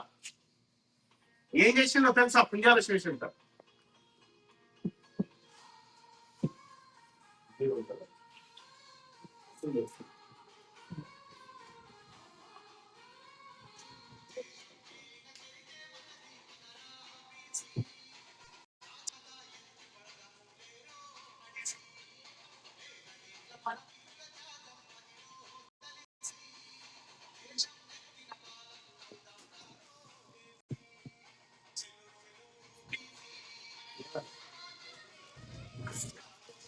అది వచ్చినాక పెట్టుకుందాం. మీరు మాట్లాడండి తర్వాత. అయితే వచ్చినాక పెట్టుకుందాం. మేము ఆ మూలాల నుంచి వస్తాం. శివశంకర్ గురించి చెప్తాం. పుంజాల శివశంకర్ పుంజాల శివశంకర్ గారు ఇప్పుడు శంషాబాద్ ఎయిర్పోర్ట్ పక్కన ఉన్నటువంటి మామిడిపల్లి అనేటువంటి విలేజ్ లో పెట్టినటువంటి బిడ్డ. ఆయన రాసిన పుస్తకాల్లో ఒకసారి అదొక్కటే ముగింపు అని ఒకటి పుస్తకం రాసింది, చాలా మంది చూసి ఉంటాం. దాంట్లో లాస్ట్ 10 పేజీలు చదవండి, మీరు కన్నీళ్లు పెట్టకపోతే మీకు హృదయం లేదండి. ఆయన జీవితంలో పడని కష్టం లేదు. ఆయన జడ్జి కాకుండా ఎన్ని రకాలుగా ఎవరెవరు అడ్డుకున్నారు, జాతి వివక్ష, కుల వివక్ష ఎట్లా ఎదుర్కొన్నాడు అనేది స్పష్టంగా అందులో రాసింది. ఇవాళ మనం బీసీలుగా చెప్పుకుంటున్నాం కదా, మనం బీసీలలో రావడానికి కారణమే ఆయనే. అనంతరామన్ కమిషన్ నుంచి ట్రై చేస్తుండు ఈ జాతరకు ఒక గుర్తింపు కావాలని చెప్పి. అక్కడి నుంచి చేసుకుంటూ వచ్చిండు పుంజాల శివశంకర్ గారు. తెలంగాణ రాష్ట్రానికి తొలి బీసీ ముఖ్యమంత్రి అయ్యేటువంటి ఛాన్సు పుంజాల శివశంకర్ గారికి ఉండే. ఇందిరాగాంధీ గారు ఎమర్జెన్సీ టైంలో అలహాబాద్ కోర్టులో ఆమె పైన కేసు పడ్డప్పుడు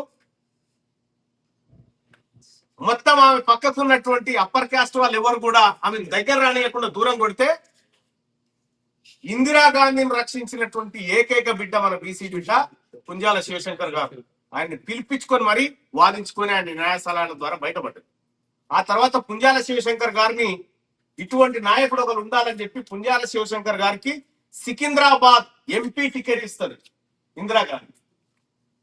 ఎక్కడ ఈ రాష్ట్రం వీళ్ళ చేతుల్లో పెడుతుందని ఆ రోజున్న చెన్నారెడ్డి పుంజాల శివశంకర్ గారిని ఓడించాలని ప్రయత్నం చేస్తే బీసీలంతా ఒకటై శివశంకర్ గారిని గెలిపించి పార్లమెంట్ పంపుతారు. పార్లమెంట్ పంపితే ఇందిరాగాంధీ గారి ప్రమాణ స్వీకారం ఉంటుంది ప్రధానమంత్రిగా. స్వీకారం ఉన్న టైంలో అందరూ ఇట్లా కూర్చుంటారు కదా, కూర్చుంటే శివశంకర్ గారు కూడా ఒక రోలో ఎంపీల రోలో అట్లా కూర్చుంటే ప్రమాణ స్వీకారం అవుతుంది. పిఎంఓ నుంచి కొంతమంది వచ్చి ఏంటి సార్ ఇక్కడ కూర్చున్నారు అని అంటే, నేను ఎంపీనే కదా అని అంటే, లేదు సార్ మీకు పొద్దున లెటర్ ఇచ్చినా మీరు చూసుకోలేదా అంటాడు. నేను చూడలేదంటే, చూస్తే మంత్రిగా ప్రమాణ స్వీకారం చేసేది ఉండే అని చెప్తే అప్పుడు ఆయన మళ్ళీ ముంగటి రోజులకు వచ్చి ప్రమాణ స్వీకారం చేసి కేంద్ర న్యాయశాఖ మంత్రి అవుతాడు. న్యాయశాఖ మంత్రి అయ్యి ఆ న్యాయశాఖలో ఈయన జరిగినటువంటి అన్యాయం ఏదైతే ఉందో దాన్ని చీల్చి చెండాడి ఒకప్పుడు జడ్జి అంటే ఈడెక్కితే ఈయనే రిటైర్ అవుతాడు. కానీ ఇక్కడ ఉన్న జడ్జిని తీసుకుపోయి త్రిపుర లేకపోతే అటు కాశ్మీర్ ఇటు కొట్టుకుంటూ వచ్చి మొత్తం ట్రాన్స్ఫర్ సిస్టమ్ తీసుకొచ్చింది. దాంతో ఇలా తెలంగాణ రాష్ట్రంలో భారతదేశంలో బీసీ జడ్జీలు వచ్చింది. బీసీ జడ్జీలు అట్లా వచ్చింది. సో అట్లా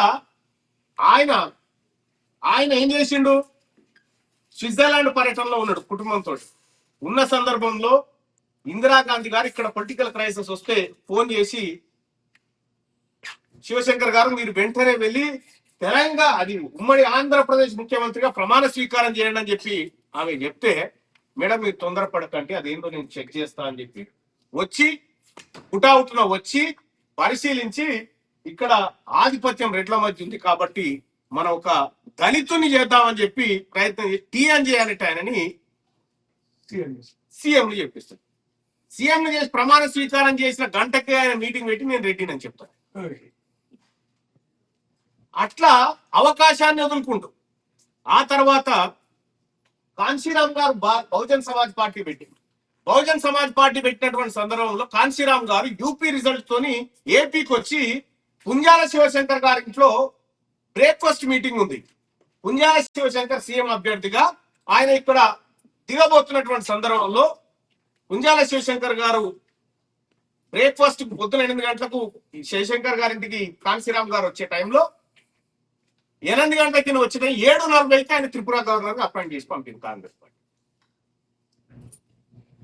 అంటే ఒక్కసారి పుంజాల శివశంకర్ గారి చరిత్ర చదివితే బీసీల అంబేద్కర్ ఆయన, బీసీల అంబేద్కర్ పుంజాల శివశంకర్ గారు.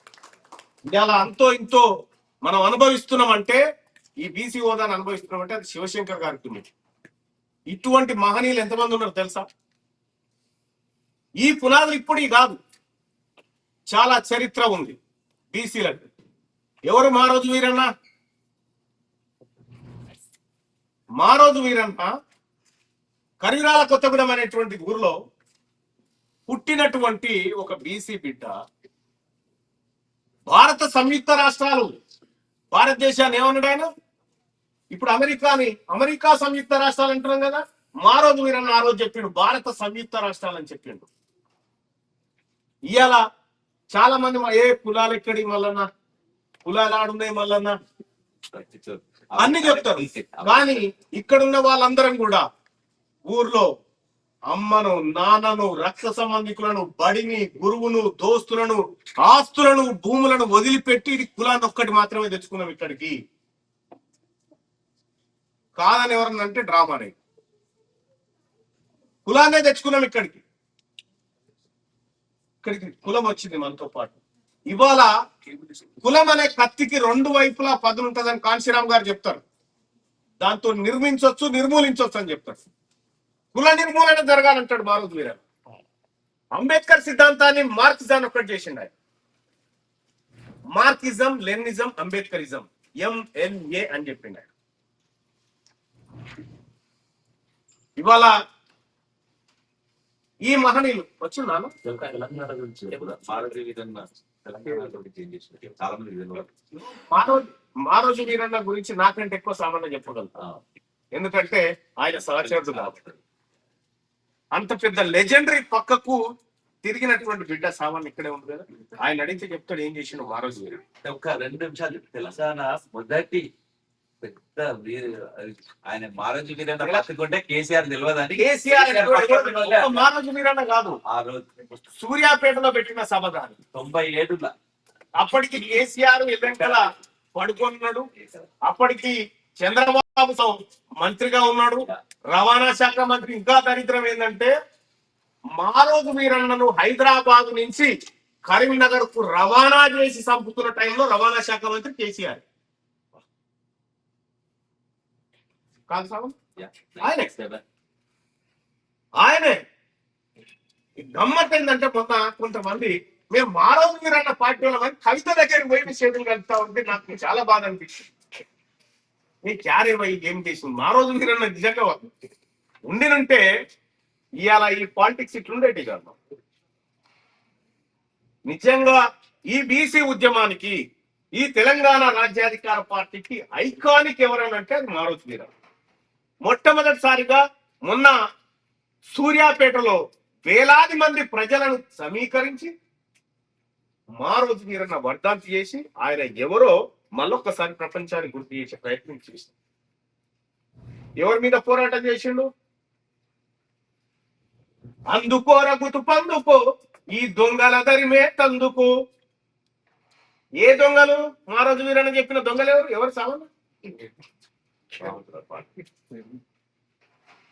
బాంచోళ్ళని బంధామేసి. ఈ పాటలన్నీ ఒక్కసారి వింటే మారోజు వీరన్న ఐడియాలజీ ఏంటో తెలుస్తుంది. సూర్యాపేటలో సభ పెట్టి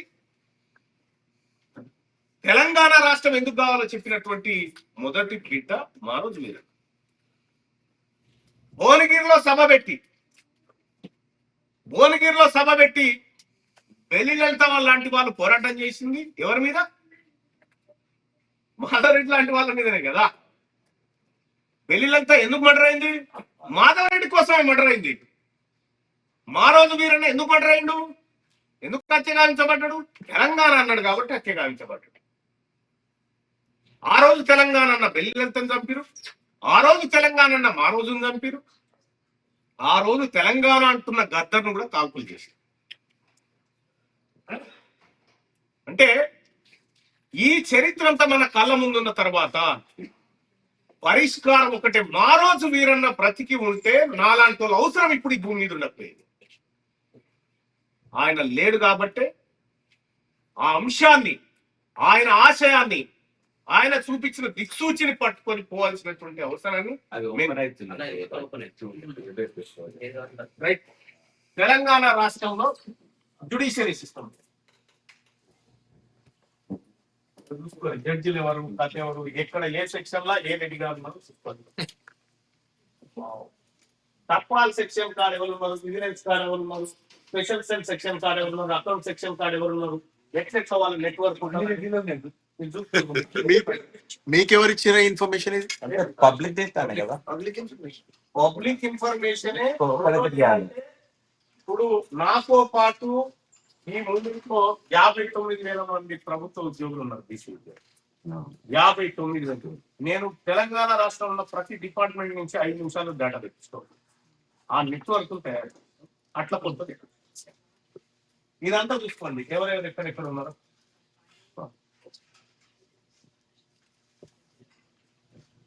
ఫార్మర్ హైకోర్టు జడ్జిలు ఎవరు, ఎక్కడెక్కడ ఉన్నారు. ఇగో ఇక్కడ వీళ్ళు ఎవరు అడ్వకేట్ ఉంటారు కదా, ఒక్కొక్క డిపార్ట్మెంట్ ఎవరెవరు ఉంటారు, వాళ్ళ డిపార్ట్మెంట్ ఎవరు చూస్తారు. ఓకేనా? ఎంత పబ్లిక్ అవునవును. జస్ట్ వాళ్ళు అది అడాగ్గా అపాయింట్ అవుతారు వీళ్ళంతా అడాహ. ఓకే ఇక్కడ అదే పాలిటిక్స్ పాలిటిక్స్ ఈ పాలిటిక్స్ లో సీఎం ఆఫీస్ దగ్గర నుంచి మొదలు పెడితే ఏ ఊరి దాకా ఏ రేటు ఉన్నాడో చూసుకోవాలి. ఇది దాదాపు ఒక 70 పేజీల document sir.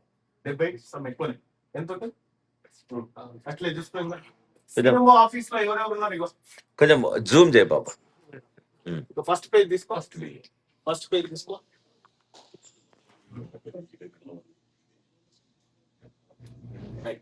CM Revanth Reddy చేతుల, అంటే నిన్న మొన్న కొన్ని శాఖలు పోయినాయి, నేను అంతకుముందు చేసిన. రేవంత్ రెడ్డి చేతిలో ఎన్ని డిపార్ట్మెంట్లు ఉన్నాయి చూడండి. ఆయన టైమే లేదు, ఏది ఏ డిపార్ట్మెంట్ కు జస్టిఫికేషన్ చెప్తారు. ఉత్తమ్ కుమార్ రెడ్డి చేతిలో ఎన్ని ఉన్నాయి, ఎన్ని శాఖలు? Irrigation, command area development, food and civil supplies. Okay. Komatireddy Venkatareddy roads and buildings, cinematography. తర్వాత ఇంకా పోనీ Ponguleti Srinivasareddy revenue, housing, information and public relations. ఇవి మొత్తం తెలంగాణలో ఉన్నటువంటి, తెలంగాణ రాష్ట్రంలో 3 లక్షల కోట్ల బడ్జెట్ ఉంటే, 3 లక్షల కోట్ల బడ్జెట్ ఉంటే ఓసీల చేతుల్లో 2,60,60,000 కోట్ల బడ్జెట్ ఉంది వాళ్ళ చేతుల్లో. మన పొన్నం ప్రభాకర్ చేతిలో, కొండా సురేఖ చేతిలో 700 కోట్ల కంటే. Okay right. ఇక్కడ ఎవరెవరు ఉన్నారు ఇంకా పైకి పోయి సీఎంఓ ఆఫీస్ లో ఎవరెవరు ఉన్నారు? రైట్. ఇగో వేం నరేందర్ రెడ్డి సీఎం అడ్వైజర్, ఇప్పుడు Rajya Sabha. G Chinna Reddy planning commission, Chandrasekhar Reddy CM secretary, Ajit Reddy CM OSD, Ayodhya Reddy CM PRO, ఇప్పుడు సమాచార commission, Jaipal Reddy CM PA, Chakravarthi Reddy CM chief security officer, Srinivas Reddy agriculture adviser, Shivadhar Reddy intelligence chief, మొన్న రిటైర్డ్ అయిపోయాడు, మళ్ళీ అడ్వైజర్ కి వచ్చేసిండు, Sudarshan Reddy advocate general, Rajinikanth Reddy additional advocate general. ఇంకా కింద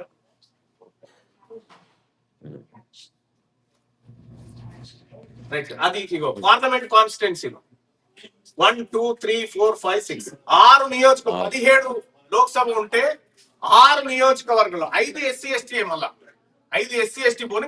అంటే ఇది కాంగ్రెస్ 8 గెలిచింది, 8లో 6 రెడ్డోళ్ళు. కాంగ్రెస్ 8 గెలిచింది కదా అన్న. అన్నారెడ్డి కింద మహబూబ్నగర్ కరెక్ట్, బీజేపీ కరెక్ట్, ఇది బీజేపీ అన్ని కలిపి కరెక్ట్ కరెక్ట్. ఇవి ఎమ్మెల్సీలు 40 ఎమ్మెల్సీలు ఉంటాయి.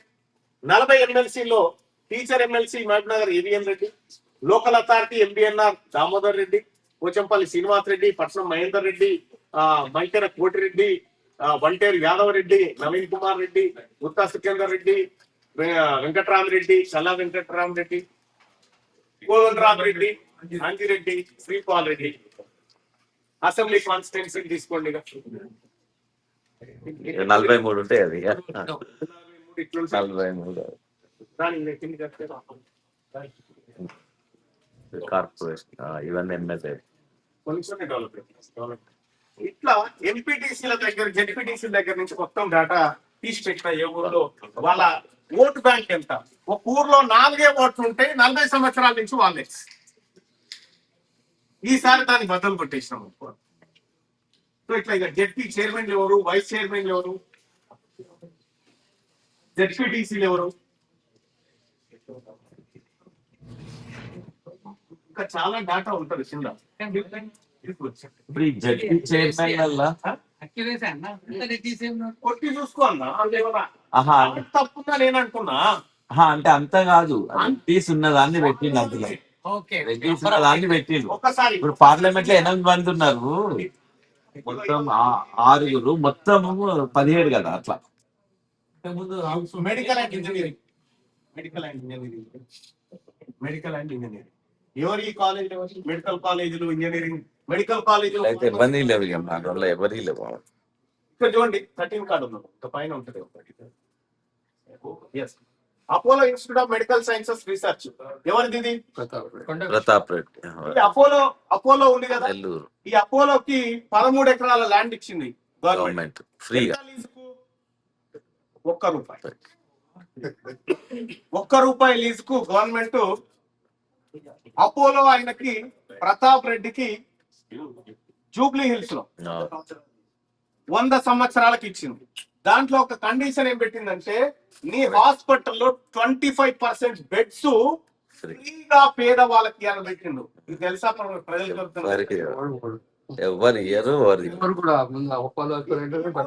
ప్రభుత్వాన్ని. ఇక్కడ భాస్కర్ మెడికల్ కాలేజ్ ఇది ఎవరిది? J Bhaskar Rao Velama. Chelmeda Anand Rao institute of medical sciences OC Velama. Patla Mahender Reddy Kamineni institute of medical science Kamma. Malla Reddy institute OC Reddy. Mamata medical college Kamma. Mamata academy of medical sciences Kamma. Medicity institute ఇది ముగ్గురు కలిసి ఖమ్మ వెలమ రెడ్డి ముగ్గురు కలిసి పార్ట్నర్షిప్ లో. ఇక్కడ ఎంఎన్ఆర్ ఓసి రాజులు. Pratima institute OC Velama.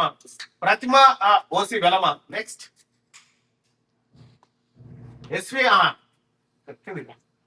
SVM college OC Reddy. Surabhi institute OC Velama. Kamineni academy కమ్మ.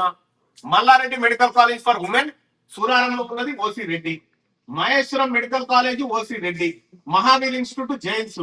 RBM college OC Reddy. ఇందులో ఈటెల కూడా ఉన్నాడు కొద్దిగా బీసీ పార్ట్ నోటెడ్ జరా, ఎందుకైనా మంచిది. మళ్ళీ అది చెప్పలేదు మళ్ళీ. టిఆర్ఆర్ వచ్చేసి Reddy. CMR Reddy. Father Colombo institute Reddy. Ego Arundhati institute of medical sciences Reddy. Deccan college OC Reddy. Shadan institute Reddy. ఇట్లా మెడికల్ కాలేజీలు మొత్తం వాళ్ళే. ఇప్పుడు హైదరాబాద్ లో ఉన్న అపోలో ఈ టాప్ కార్పొరేట్ హాస్పిటల్స్ అన్ని వాళ్ళే. మన పేదవాడికి పుట్టుకునేమన్న రోగం వస్తే వారి మైలపోలు తీయకుండా వాటిలో పంపరేమో. సపోజ్ నేను ఒక ఉదాహరణ చెప్తా. నా పెద్ద కూతురికి కొద్దిగా జలుబు ఎక్కువ అయిందని చెప్పి నేనేం చేసిన, ఈ సురక్ష హాస్పిటల్ తారనాథలో ఉంటుంది లీలా కుమార్, ఆయన పేదలకి వైద్యం ఫ్రీగా చేస్తూ ఉంటాడు. ఆడ చూపిస్తే కొద్దిగా ఇంకా ఈడ ఎక్విప్మెంట్ చాలా తక్కువ ఉంది, కొద్దిగా బ్రీతింగ్ కోసం నువ్వు రెయిన్బో తీసుకపో ఒక రోజు ఆడ పెట్టి తీసుకొని రా అంటే నేను పోయినా. నేను పోయి జాయిన్ చేసిన, నేను ఎవరో అతనికి తెలియదు, అతను ఎవడో బీహార్ డాక్టర్ ఎవడో ఉన్నట్టున్నాడు. చాలా సీరియస్గా ఉంది కండిషన్. స్టార్ట్ చేసిండు, చాలా సీరియస్గా ఉంది కండిషన్. ఈ పాపకి అత్యవసరంగా కొన్ని చికిత్సలు చేయాలి, లేకపోతే బతకదని చెప్పింది. ఫస్ట్ ఇక్కడ డిశ్చార్జ్ చేయరా అని చెప్తా. డిశ్చార్జ్ చేసి తీసుకపోయి ఇంటికి తీసుకపోతే ఆడుకుంటుంది. ఇప్పటికి మంచిది. ఇంత పెద్ద మాఫియా, ఇంత పెద్ద మాఫియా. మీరు చూడండి, ఈ మెడికల్ కాలేజీలలో అవయవ దానాలు మెర్సీ కిల్లింగ్స్ ఉంటాయి కదా కొన్ని. ఎక్కడెక్కువ జరుగుతాయి తెలుసా? వీళ్ళ దాంట్లోనే. ఎందుకంటే వాళ్ళ అవయవాలతో బిజినెస్ చేస్తే పెద్ద మెడికల్ మాఫియా. ఇది ఎవరి చేతుల్లో ఉంది? వాళ్ళ చేతుల్లో. అందుకోసమే తీన్మార్ బల్లట్ ఏం చెప్తుండు, హెల్త్ అండ్ ఎడ్యుకేషన్ ఫ్రీగా ప్రతి ఒక్కరికి కార్పొరేట్ లెవెల్లో ఫ్రీగా అందించాలనేది మా ఫ్యూచర్ లక్ష్యం అది అని పెట్టుకున్నాం. Health and education. ఇక్కడ రాష్ట్రంలో ఇంజనీరింగ్ మరియు ఫార్మా కాలేజీలు 293 ఉన్నాయి. ఇంజనీరింగ్ సీట్లు అన్ని ఉన్నాయి. సార్ ఇది క్లోజ్ చేయండి సార్. ఇది close. మొత్తం తెలంగాణ రాష్ట్రం ఇప్పుడు కొంత చెప్తా. మొత్తం తెలంగాణ రాష్ట్రంలో ప్రైవేటు విద్యా వ్యాపారం ఒక ఏడాదికి 92,000 కోట్లు. ప్రైవేట్ విద్యా వ్యాపారం ఒక ఏడాదికి 92,000 కోట్ల బిజినెస్. ఈ 92,000 కోట్ల బిజినెస్ లో 74% బిజినెస్ రెడ్లు వెలమలు కమ్మల చేతుల్లో. Okay, same time health almost all 90% వాళ్ళ చేతుల్లో. 90% అంటే మన తల్లిదండ్రులు ఎక్కువగా సంపాదించి ఖర్చు పెట్టే 2 రంగాలు ఏవైతే ఉన్నాయో అవి వాళ్ళ గుప్పిట్లో పెట్టారు. ఈ రోజుకి మీరు చూడండి, మీరు మీ ఫోన్ లో టైప్ చేసి చూడండి, Kaloji Narayanarao health university VC ఎవరో చూడండి, రెడ్డి ఉంది. JNTU always Reddy. JNTU VC ఎవరు ఉంటారు? రెడ్డి ఉంటారు. ఎందుకు? రెడ్ల ఇంజనీరింగ్ కాలేజీలను, రెడ్ల మెడికల్ కాలేజీలను కాపాడడానికి కేవలం రెడ్లను మాత్రమే అక్కడ వీసీలో పెట్టారు. ఇది ఒక స్ట్రాటజీ ప్రకారం జరుగుతున్నటువంటి దోపిడీ. ఇక్కడ ఒకసారి నేను ముందు పంపిణీ, ఇంకా ఇంకా ముందు పంపిన కానీ ఇంకా ముందు ఇంకా పని పైకి ఇంకా పని ఇవాళ ఎక్కడెక్కడ ఏం జరిగింది, మన బీసీలో మన ప్రభుత్వం వస్తే మనకి ఏదో జరుగుతుంది, మన ప్రభుత్వం వస్తే ఏదో చేస్తారని ఏం చేసిర్రో నేను మొత్తం లెక్క తీసి పెట్టినా. ఎక్కడి నుంచి తెచ్చిన ఈ లెక్కలు అని అంటే కంట్రోలర్ అండ్ ఆడిటర్ జనరల్ నివేదికల ఆధారంగా భారత ప్రభుత్వం స్వతంత్ర సంస్థగా పిలిచేటువంటి controller and auditor general CAG report, CAG నివేదికలు అంటారు కదా, ఆ నివేదికల ఆధారంగా తెచ్చినటువంటి లెక్కలు అన్న వచ్చినాయి. ఇక్కడ ఒక్కటి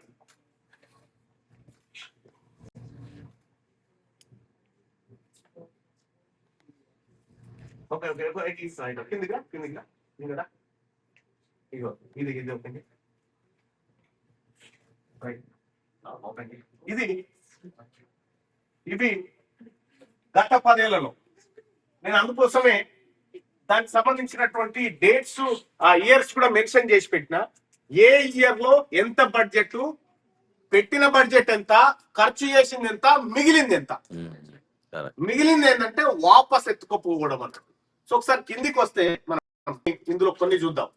ఇంకా పోనీ పైకి పోనీ, వెనకబడిన తరగతుల సంక్షేమం. ఒక్కసారి కిందికి రా, ఇంకొంచెం ఇది బాగా గుర్తుపెట్టుకోండి. ఒక్కసారి కొంచెం పైకి పోండి, అది ఇంకా పైకి ఫస్ట్ పేజ్. ఇగో గ్రాండ్ నెంబర్, ఇది కూడా నోట్ చేసుకోండి, ఎందుకంటే మళ్ళీ చెప్పింది తప్పు అనుకుంటే ఇందులో ఉంటుంది, లెక్క తీసుకోండి. ఓకే, బ్యాక్వర్డ్ క్లాసెస్ వెల్ఫేర్ కి సంబంధించి నెక్స్ట్ కిందికి రా. ఇక్కడ 2014-15లో 2 కోట్ల మంది బీసీల సంక్షేమానికి 2,000 కోట్లు పెట్టింది. 2,000 కోట్లు పెట్టి చేసిన ఖర్చు ఎంత? 1000 కోట్లు ఖర్చు చేసి 978 కోట్లు వాపస్ ఎత్తుకుపోయారు బీసీల సోదరు. ఓకే, 2015-16లో బీసీలకు మనం చాలా మంది చెప్తా ఉంటారు, బీసీల బడ్జెట్ పెంచాలి, పెంచుతాం, ఓకే, ఖర్చు పెట్టాం. ఇక్కడ 2,173 కోట్ల రూపాయలు 2015-16లో పెట్టిరు. 2015-16లో పెట్టి 1000 కోట్ల రూపాయలు ఇళ్ళకి వాపస్ ఎత్తుకుపోయినారు. తర్వాత 2017-18 ఇట్లా మొత్తం ఒక్కసారి చూస్తే మొత్తం ఇప్పటి వరకు 27,185 కోట్లు పెట్టింది. 27,185 కోట్లు బీసీల బడ్జెట్ పెట్టి 10,241 కోట్ల లెక్క ఎత్తుకొని పోయింది. ఇక్కడ నెక్స్ట్ పౌర సరఫరాలు వదిలే, ఇంకా పోనీ, ఇంకా చాలా ఇంకా చూపించాలి. పోనీ విద్యుత్, దేవాదాయ శాఖ, ఆఖరికి దేవుని సొమ్ము కూడా తిన్నారు, ఇంకా ఆ లెక్కలు కూడా ఉన్నాయి. పోనీ ఇంకా విద్యుత్ గ్రాంట్స్, ఇది పోనీ, ఇంకా వైద్యం, ఇగో హెల్త్, ఎడ్యుకేషన్, హెల్త్ మీద ఇన్ని కోట్లు వాపసు తీసుకోండి. ఎటు పోతున్నాయి అంటే ఇక్కడ బరాబర్ ఖర్చు చేస్తే అక్కడ ఉన్న అపోలో, అక్కడ ఉన్నటువంటి యశోదాలు నడవవు. ఇక్కడ నిధులు కట్ చేస్తేనే అవి నడుస్తాయి. ఓకే రైట్, ఒక్కసారి అవి ఆ ప్రైవేట్ కార్పొరేట్ హాస్పిటల్ నడవాలంటే గవర్నమెంట్ ప్రభుత్వ రంగ వైద్యం మీద ఖర్చు పెట్టుతాం. ఓకే, నెక్స్ట్ కేటాయింపులో 28% నిధులు పక్క పెట్టారు. నెక్స్ట్ కిందికి రండి. హోంశాఖ వదిలేయండి. గృహ నిర్మాణం, ఇక మనకు అల్లుడు వస్తే ఆడుకుంటాడు, కోడి పిల్లని ఆడగంతో అని లెక్కలు ఇవ్వాలి. ఇంకా ఆయన ఆయన ఆయన చరిత్ర మూసింది కాబట్టి ఆయన గురించి పెద్దగా చర్చ వద్దు. నీటిపారుదల కూడా పైకి వదిలే. పాఠశాల విద్య ఇది తీసుకోండి. పాఠశాల విద్య గవర్నమెంట్ ఎడ్యుకేషన్ కోసం తెలంగాణ రాష్ట్రం వస్తే మన సర్కార్ బడి బతుకు మారుతుంది అనుకుంటే 5,627 కోట్ల రూపాయలు వాపస్ ఎత్తుకొని పోయింది. ఎక్కడ పోయింది సొమ్ము అంటే టీచరు రిటైర్డ్ అయింది కానీ రిక్రూట్మెంట్ లేదు, ఆ జీతాల పైసలు. ఒక్కసారి కిందికి రా. సాంఘిక సంక్షేమం, ఇక్కడ సాంఘిక సంక్షేమానికి, సాంఘిక అంటే మనదే కదా, ఎన్ని కోట్ల రూపాయలు? 44,187 కోట్ల రూపాయలు దారి మళ్ళీ సగం కూడా చేయలేదు ఖర్చు, సగం కూడా చేయలేదు. 54% నిధులు. ఇట్లా ఇంకా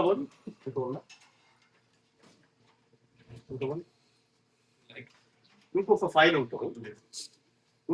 ఉంటుంది, మరుగుదొడ్ల డబ్బులు, శానిటరీ ప్యాడ్ల డబ్బులు, బాలంతలకు పెట్టేటువంటి డబ్బులు ఉంటాయి కొన్ని, అంగన్వాడీ స్కూళ్ళలో ఆ డబ్బులు కూడా ఎక్కువ పెట్టాను.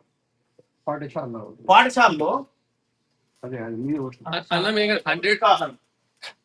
పౌష్టికాహారం ఉంది కదా, ఈ పౌష్టికాహారాన్ని ఒకసారి చూడండి. ఇది అప్రాప్రియేషన్ అకౌంట్స్. ఇవి పౌష్టికాహారం కోసం పాఠశాల విద్యాశాఖ మరియు మహిళా సంక్షేమ శాఖ అంగన్వాడీ పనుల ద్వారా నిధులు కేటాయిస్తున్నాయి. అయితే చాలా సందర్భాల్లో కేటాయించిన నిధులు భారీ మొత్తాన్ని ఖర్చు చేయకుండా నిలిచినట్టు రికార్డు స్పష్టం చేస్తున్నాయి. ఒకసారి ఇక్కడ చూస్తే 2023-24 ఆర్థిక సంవత్సరాన్ని చూస్తే 100 కోట్ల రూపాయలు ముఖ్యమంత్రి అల్పాహార పథకం అని ఒకటి పెట్టింది. అందులో ఎంత ఖర్చు పెట్టారు? 70 లక్షలు ఖర్చు పెట్టి 99% నిధులు మిగిలించింది. ఎవరు చదువుతాడు ఇక్కడ? గవర్నమెంట్ స్కూల్ మనోడే కదా. కేసీఆర్ న్యూట్రిషన్ కిట్ అని పెట్టిండు వైద్యారోగ్య శాఖకు సంబంధించి. కేటాయించింది ఖర్చు ఇది లెక్క. మధ్యాహ్న భోజనం గుడ్డు ఖర్చు 101,74 లక్షలు. అంటే 101 కోట్ల రూపాయలు మధ్యాహ్న భోజనం కోడి గుడ్డు ఖర్చు అని పెట్టి అందులో 40,000 కోట్లు మిగిల్చుకున్నాం. ఆరోగ్య లక్ష్మి మహిళా శిశు సంక్షేమ శాఖ 225 కోట్లు పెట్టి 85 కోట్లు మిగిల్చుకున్నారు. పోషణ అభియాన్ ఎత్తి 110 కోట్లు ఉంటే, అంటే కేంద్ర ప్రభుత్వం ఇచ్చే నిధులు దానికి మ్యాచింగ్ గ్రాంట్ పెట్టాలి. రాష్ట్ర ప్రభుత్వం కూడా కొంత కలిపితే అది ఖర్చు చేయడానికి. మేమెందుకు కలుపుతామో నీళ్ళు వాపసు తీసుకోపోని కేంద్రానికి పంపింది. ఇలా 91 కోట్లు పోయినాయి. ఇంకా నెక్స్ట్ ఫైల్ ఉంటుంది. ఈ ఫైల్ ఇన్ఫ్లుయెన్స్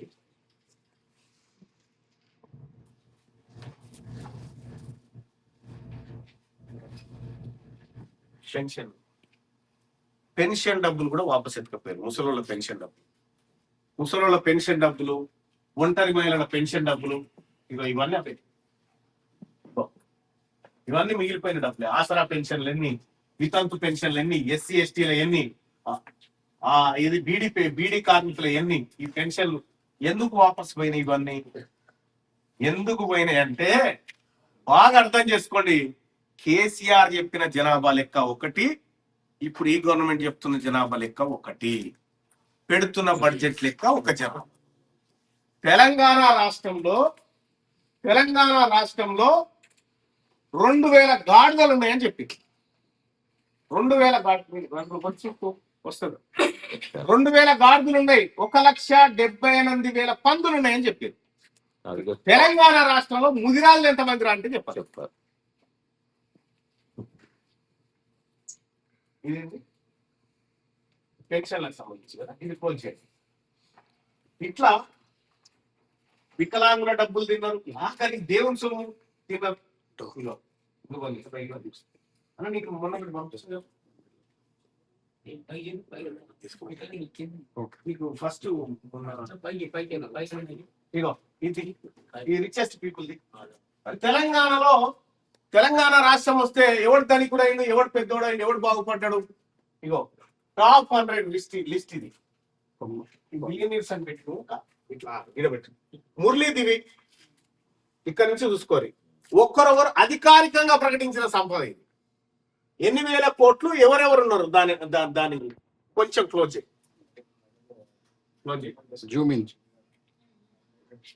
ఎస్ ఎక్కడెక్కడ ఏ ఇండస్ట్రీ నుంచి ఎవరో చూసుకోవాలి.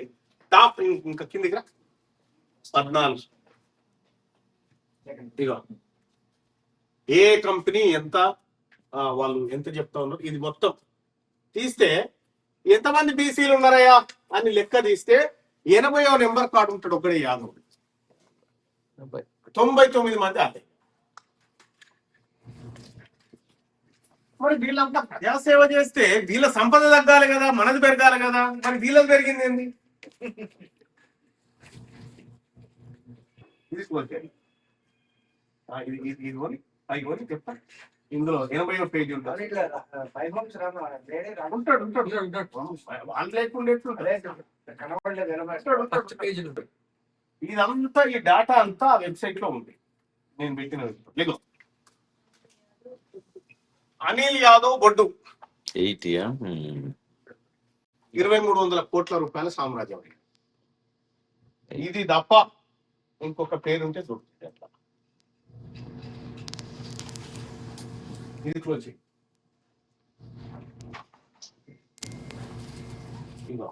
ఇది ఓపెన్. అందరికి గవర్నమెంట్ స్కూళ్ళలో చదివేటువంటి మన పిల్లలకి ఏమన్నా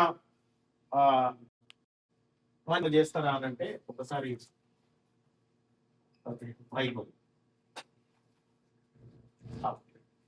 హై స్కూల్లో బాలికలకు మరుగుదొడ్ల కోసం 2014-15లో 1 కోటి రూపాయలు కేటాయించారు. మొత్తం తెలంగాణలో ఉన్నటువంటి స్కూల్స్ అయితే 26,000 స్కూల్ ఉంటాయి అప్రాక్సిమేట్ గా. 26,000 స్కూళ్ళకి 1 కోటి రూపాయల చొప్పున పంచితే ఎన్ని వస్తాయి? 3 లక్షలు 1 కోటి రూపాయలు చొప్పున. ఎట్లా 26,000 స్కూళ్ళు 26,000 స్కూళ్ళకి 1 కోటి రూపాయలు. 40 రూపాయలు 400 రూపాయలు 400 రూపాయలు వస్తారు ఒక స్కూల్ కి. 400 కోటి డివైడెడ్ బై 26,000 కొట్టండి.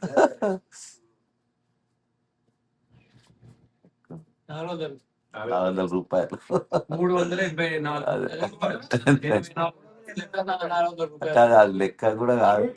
ఇంత అది ఖర్చు పెట్టింది 10 లక్షలు అసలు ఏం చేయలేదు. 10 లక్షలు ఖర్చు పెట్టి 95 లక్షల రూపాయలు వాపస్ ఎత్తుకోవాలి. పైసలు 50,000 మరుగుదొడ్డి వస్తే వాళ్ళు ఎన్ని కట్టించింది చూడండి. అదే అట్లా ఇప్పుడు 10 లక్షలు అంతే. అసలు పంచాయతీల ద్వారా పాఠశాలల నిర్వహణ కోసం 4,80,00,000 కేటాయించి 67 లక్షలు ఖర్చు పెట్టి 4,13,00,000 వాపస్ ఇచ్చారు. హై స్కూల్లో బాలికల మరుగుదొడ్ల కోసం 2015-16లో 89 లక్షలు కేటాయించి ఖర్చు పెట్టింది 0, వాపసు ఎత్తుకపోయింది మొత్తం. ఓకే. పంచాయతీల ద్వారా నిర్వహణకు 3.42 కోట్ల రూపాయలు అలొకేషన్ చేసి 40 లక్షలు ఖర్చు పెట్టి 3 లక్షల రూపాయలు వాపసు ఎత్తుకోండి. ఇప్పుడు వాపస్ పోయిన డబ్బులు ఏ అకౌంట్ లో ఏడి పోలే, ఎప్పుడు ఇయ్యలేదు అన్నట్టు. ఇచ్చుడు ఉండదు, ఇయ్యలేదు. చెప్తాను. మీకు గమ్మత్ విషయం ఏంటంటే అసెంబ్లీకి తెలవకుండా, చట్టసభకు తెలవకుండా ఏ ప్రభుత్వం 1 MP కూడా ఖర్చు పెట్టడానికి లేదు. 1 MP. కానీ కేసీఆర్ ప్రభుత్వంలో 1,00,000 కోట్ల రూపాయలకు లెక్క లేదు. నేనేమన్నా కంప్లైంట్ చేసిన 1,00,000 కోట్లు అయిపోయింది. కేసీఆర్ 1,00,000 కోట్ల రూపాయలు ఇటు పోయినాయి, ఎవరికి తెలియదు. ఈ సభ అనుమతి లేకుండా ఎక్కడ పోతే అధ్యక్ష నాకు తెలియాల్సినటువంటి అవసరం ఉందని నేను పెడితే దాని మీద ఇప్పుడు భర్జన పడి ఏం చేయాలో అర్థమవుతుంది. ఎటుపోయిన ఈ సంపద ఎంక్వైరీ ఉంటుంది. కంప్లైంట్ చేసిన ఎంక్వైరీ ఉంటది. ఎందుకు ఉండదు ఎంక్వైరీ?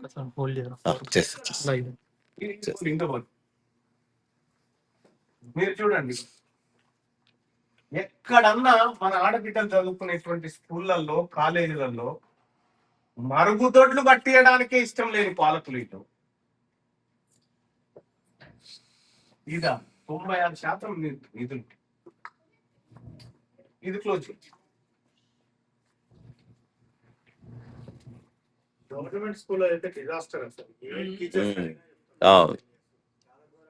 అంటే ప్రైవేట్ స్కూల్ ని సేవ్ చేయడానికి వన్ ఆఫ్ ద రీజన్స్. మళ్ళీ బీదోళ్ళు చదువుకోవద్దు. ఇది పెట్టాం ఇది ఓకే. వెబ్సైట్ లో ఆఖరి వెబ్సైట్ లో ఈ వెబ్సైట్ చూస్తే నిజంగా నేను ఆ వెబ్సైట్ తయారు చేయడానికి 9-10 నెలలు ఈ లెక్కలే రాసుకుంటాను. హైదరాబాద్ లో పార్టీ ఓపెనింగ్ రోజు